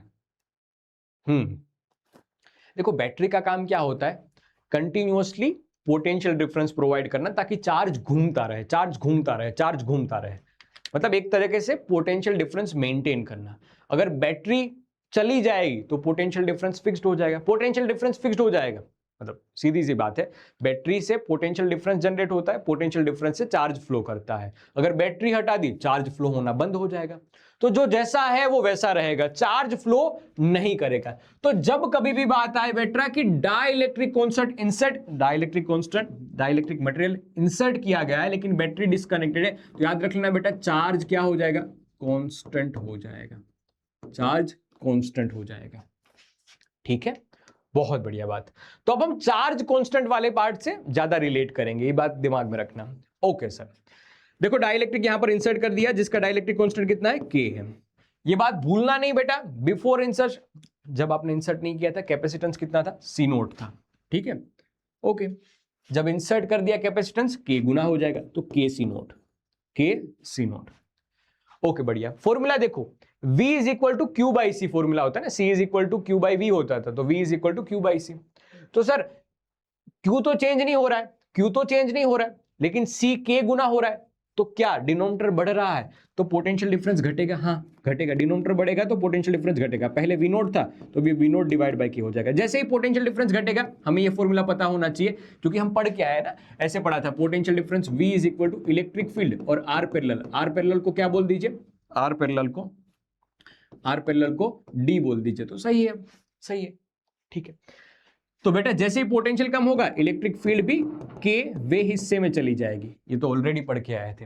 ओके ठीक है, लेकिन यहां पर ठीक है, जब बैटरी डिस्कनेक्ट की गई है तब की ये बात है, क्या है, तब की ये बात है। चार्ज कितना हो जाएगा, चार्ज तो कांस्टेंट है, वो तो हमने पहले से बोल दिया था कि चार्ज में कोई भी चेंजेस नहीं आएगा। सबसे बड़ी बात होती है ना, वो पोटेंशियल एनर्जी की होती है।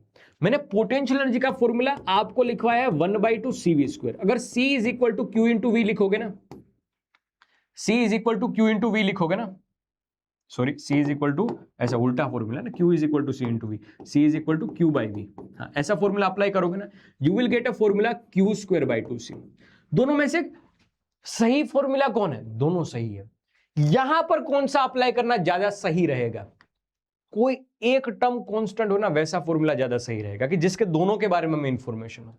चाहे आप पोटेंशियल वाला यूज कीजिए, चाहे आप चार्ज वाला यूज कीजिए, लेकिन मुझे सही ये लगता है कि आप चार्ज वाला फॉर्मूला यूज कीजिए, क्योंकि चार्ज के बारे में आपको पहले से पता है ये कांस्टेंट है और C की वैल्यू k टाइम्स हो रही है, तो ऊपर चार्ज कांस्टेंट, नीचे C है वो चेंज हो रहा है, C बढ़ रहा है, डिनोमिनेटर बढ़ेगा तो फाइनल आंसर कम होगा, डिनोमिनेटर बढ़ेगा तो फाइनल आंसर कम होगा, ये U0 डिवाइड बाय Q।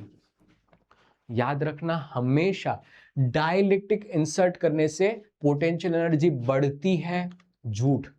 अगर बैटरी डिस्कनेक्ट करके, आइसोलेट करके, कैपेसिटर को पूरी दुनिया से आइसोलेट करके अगर आप डाइलेक्ट्रिक इंसर्ट करोगे तब पोटेंशियल एनर्जी घट भी जाती है, यू नोट डिवाइड बाय के चली जाएगी। बहुत डिफिकल्ट कंसेप्ट है बेटा, इसके भर भर के एमसीक्यूज क्वेश्चंस आते हैं। मैं आपको एक टेबल के फॉर्म में समझा रहा हूं, कोशिश करना, दिमाग लगाना इसमें। हाँ बढ़िया, ओके। दूसरा मेथड, डाइलेक्ट्रिक इंसर्ट करने का दूसरा मेथड, डालने का दूसरा तरीका, जब बैटरी कनेक्टेड हो। क्या हो? बैटरी कनेक्टेड हो। देखो बैटरी कनेक्टेड है, बैटरी का काम क्या है? पोटेंशियल डिफरेंस मेंटेन करना, यानी वी मेंटेन करना, वी मेंटेन करना। अगर वी मेंटेन हो रहा है तो पोटेंशियल डिफरेंस में कोई भी चेंज नहीं आएगा, पहले वी नोट फाइनल भी वी नोट होगा, पहले वी नोट फाइनल भी वी नोट होगा। डाइलेक्ट्रिक इंसर्ट किया, बैटरी से के साथ कोई लेना देना नहीं है, कैपेसिटेंस हमेशा के टाइम्स बढ़ जाएगा, तो के सी नोट कैपेसिटेंस बढ़ गया, बढ़िया है, ये हमेशा बढ़ जा रहा है। अगर वोल्टेज पोटेंशियल डिफरेंस कांस्टेंट है तो इलेक्ट्रिक फील्ड भी बेटा कांस्टेंट ही होगी, क्योंकि इसी फॉर्मूले से आई हुई है। ओके, कहानी है चार्ज की। देखो C is equal to Q by V था, तो Q is equal to C into V लिख सकता हूं जी, लिख सकते हो। इसका फॉर्मूला हो जाएगा Q is equal to C into V. Okay, C कितने टाइम्स बढ़ रहा है? K times. पोटेंशियल डिफरेंस कितने टाइम घट रहा है, बढ़ रहा है? अरे कुछ चेंज ही नहीं हो रहा है। तो इन शॉर्ट C की वैल्यू K टाइम्स हो रही है, तो चार्ज की वैल्यू भी कितने टाइम्स चली जाएगी? K टाइम्स चली जाएगी, तो चार्ज K Q नोट हो जाएगा। बारी आई अब पोटेंशियल एनर्जी की। दो फॉर्मूले again, 1/2 CV square, Q square by 2C। ज्यादा सही कौन सा रहेगा? सर पोटेंशियल वाला फॉर्मूला यूज कीजिए, क्योंकि पोटेंशियल कांस्टेंट रह रहा है इस प्रोसेस में, इस प्रोसेस में पोटेंशियल कांस्टेंट रह रहा है। ओके सर, पोटेंशियल कांस्टेंट रह रहा है तो हम लिखेंगे, देखो 1/2 as it is, C K times हो जाएगा, V स्क्वायर कांस्टेंट है, तो पोटेंशियल एनर्जी K टाइम्स चली जाएगी। K टाइम्स मतलब कि K U नोट। समझना इस बात को, कब एनर्जी बढ़ती है, कब एनर्जी घटती है, कब बैटरी डिस्कनेक्ट करते हैं तब क्या होता है, बैटरी कनेक्टेड है तब क्या होता है, ये सब केस समझना। ये टेबल अगर तुम खुद से लिख पा रहे हो बेटा, अपने आप को ऐसे शाबाशी देना। हाँ, वो दो आदमी ने जितना तहलका नहीं मचाया था ना गब्बर वाली मूवी में, उतना तुमने ये दो केस समझ के काम कर लिया है। प्राउड फील करना अपने आप के ऊपर भी। ओके, बहुत बढ़िया, छाप लीजिए, अच्छे से लिख लीजिए इसको। कोई भी आपत्ति हो तो मुझे कमेंट सेक्शन में बता दीजिए कि भाई जो डाइलेक्ट्रिक इंसर्ट कर रहे थे ना वो आधा आधा हो, तो यानी कि एक स्लेब वाइज हो, तो एक T1 विड्थ का K1 डाइलेक्ट्रिक कांस्टेंट ऐड कर दिया और एक T2 विड्थ का K2 डाइलेक्ट्रिक कांस्टेंट ऐड कर दिया। भाई ऐसे सिचुएशन में क्या करें, ये पार्शियली फील्ड हो गया। कैपेसिटर के अंदर जो डाइलेक्ट्रिक फील्ड कहे गए वो पार्शियली फील किए गए हैं, पार्शियली डाले गए, इंसर्ट किए गए हैं। तो इस केस में कैपेसिटेंस, नेट कैपेसिटेंस का फॉर्मूला क्या रहेगा? देखो एक इक्वेशन बताऊंगा बहुत बहुत प्यारी तरीके से। इस इक्वेशन को डिराइव भी किया जाता है और सीबीएसई ने 2024 में इस पे न्यूमेरिकल पूछा था। डेरिवेशन नहीं बेटा, डायरेक्टली डिराइव करने के लिए बोला गया, डायरेक्टली न्यूमेरिकल पूछा था इसी इक्वेशन पे। इक्वेशन को समझना अच्छी तरीके से। क्या लिखना है, जैसे हम पहले लिखा करते थे C is equal to epsilon naught A, लिख लीजिए एप्सिलॉन नॉट A, ठीक है। डिवाइड बाय आप D लिख लेते ना, डिवाइड बाय D लिखते थे, क्योंकि वहां पर कुछ था ही नहीं बेटा, एयर ही एयर थी। ये जो D था बेटा वो क्या था, D एयर ही थी, कुछ था ही नहीं बीच में, तो D का D लिख लिया हमने। ओके, D का D एयर लिख लेना यहां पर। ओके, अब जो दूसरा बचा हुआ पार्ट है, जैसे कि T1 हो गया, तो ये T1 डाइलेक्ट्रिक कांस्टेंट K1, फिर ये T2 डाइलेक्ट्रिक कांस्टेंट K2। अगर ऐसे 3 वाला है तो 3 T3 डिवाइड बाय K3। अगर कोई पूछे इसमें D एयर क्या है, देखो पहले वाले केस में जब कुछ नहीं था बेटा तो D एयर तो पूरे का पूरा डिस्टेंस D ही थी, लेकिन इस केस में देखो तो पूरा D में से T1 T2 निकाल दोगे, उतनी जगह पे क्या है, वैक्यूम या हवा है।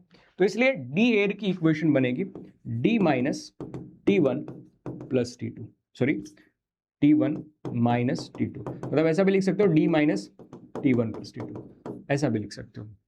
इस इक्वेशन को बहुत अच्छी तरीके से याद रख लेना बेटा। डायरेक्ट न्यूमेरिकल पूछा था, डायरेक्ट न्यूमेरिकल पूछा था इसी इक्वेशन पर बेस्ड, इसी इक्वेशन पर based. Epsilon not D air plus T1 divide by K1, T2 divide by K2, T3 divide by K3, ऐसे करके एडिशन किया जाएगा। डायरेक्ट फॉर्मूला बेस्ड क्वेश्चन आता है। डायग्राम यही टाइप का दिया रखा होगा, मोस्टली सारी चीजें दे रखी होगी, आपको बस सी नेट निकालना होगा। तो इस इक्वेशन से आप इसको कर सकते हो, ठीक है। कंसेप्ट क्लियर हुए क्या? इस पूरे सेशन में बेटा आप अंत तक रुके हो तो बहुत अच्छी बात है, लेकिन कमेंट सेक्शन में जरूर बता के जाना कि आपको ये सारे कंसेप्ट समझ में आए हैं। ऐसा लगे कि हल्का फुल्का समझ में नहीं आया, वापस बैक जाके इसको रिवाइज कर लेना। और ऐसा लगे कि नहीं सर नहीं कुछ मजा आया, नहीं कुछ समझ में आया, तो कमेंट सेक्शन आपका ही है, आप अपने फीडबैक जरूर देना, अपने सजेशन जरूर देना। मैं पढ़ता हूं, मैं सारे कमेंट्स पढ़ता हूं और वहां पर रिस्पॉन्स भी देता हूं। तो आपकी भी एक जिम्मेदारी बनती है कि अगर तुम अंत तक रुके हो तो कमेंट सेक्शन में अपना प्यार या अपना सजेशन या अपना फीडबैक जरूर दे के जाना। और उसके साथ एक आखिरी क्वेश्चन जो मैं आपको दे के जा रहा हूं, जो अभी मैंने पढ़ाया लास्ट 15 मिनट पे, उस पर बेस्ड था और सीबीएसई ने 2024 में पूछा। तो मैं लगेगा कि 2024 के क्वेश्चन बहुत ज्यादा आ रहे हैं। वो इस वजह से ज्यादा आ रहे हैं दोस्त क्योंकि 2024 में 5 पेपर सेट हुए थे। 5 पेपर सेट के कितने क्वेश्चन होंगे बेटा, कितने क्वेश्चन होंगे? तो ज्यादातर तुम्हें 2024 के क्वेश्चन दिखेंगे, 25 के भी कम दिखेंगे, 26 के भी कम दिखेंगे। हालांकि दोनों पेपर सेट के क्वेश्चन मैंने ऑलरेडी ऐड कर रखे हैं, क्लास में भी, वन शॉट्स में भी, हर जगह पे। लेकिन 24 के ज्यादा दिखेंगे, इसका कारण मैंने आपको बता दिया। ठीक है, तो ये आखिरी क्वेश्चन है, इसका कमेंट सेक्शन में आंसर जरूर दे के जाना। पढ़ना अच्छे से। फिजिक्स कभी भी कंसेप्ट वाइज स्ट्रॉन्ग नहीं, कंसेप्ट वाइज टफ नहीं होती है। फिजिक्स टफ होती है जब उसको शब्दों में पिरोना होता है, और क्वेश्चंस की खास बात यही होती है कि वो शब्दों में इंग्लिश में घुमा घुमा घुमा घुमा के पूछते हैं। ओके, ठीक है, यहां तक रखते हैं आज की बात। मिलेंगे अगली बार नई नई बातों के साथ। तब तक के लिए बेटा टाटा bye bye, love you all. अपना ध्यान रखना, पढ़ते रहना, आगे बढ़ते रहना। और एक बात कि दोस्त, तुम कर लोगे, मुझे तुम पर भरोसा है।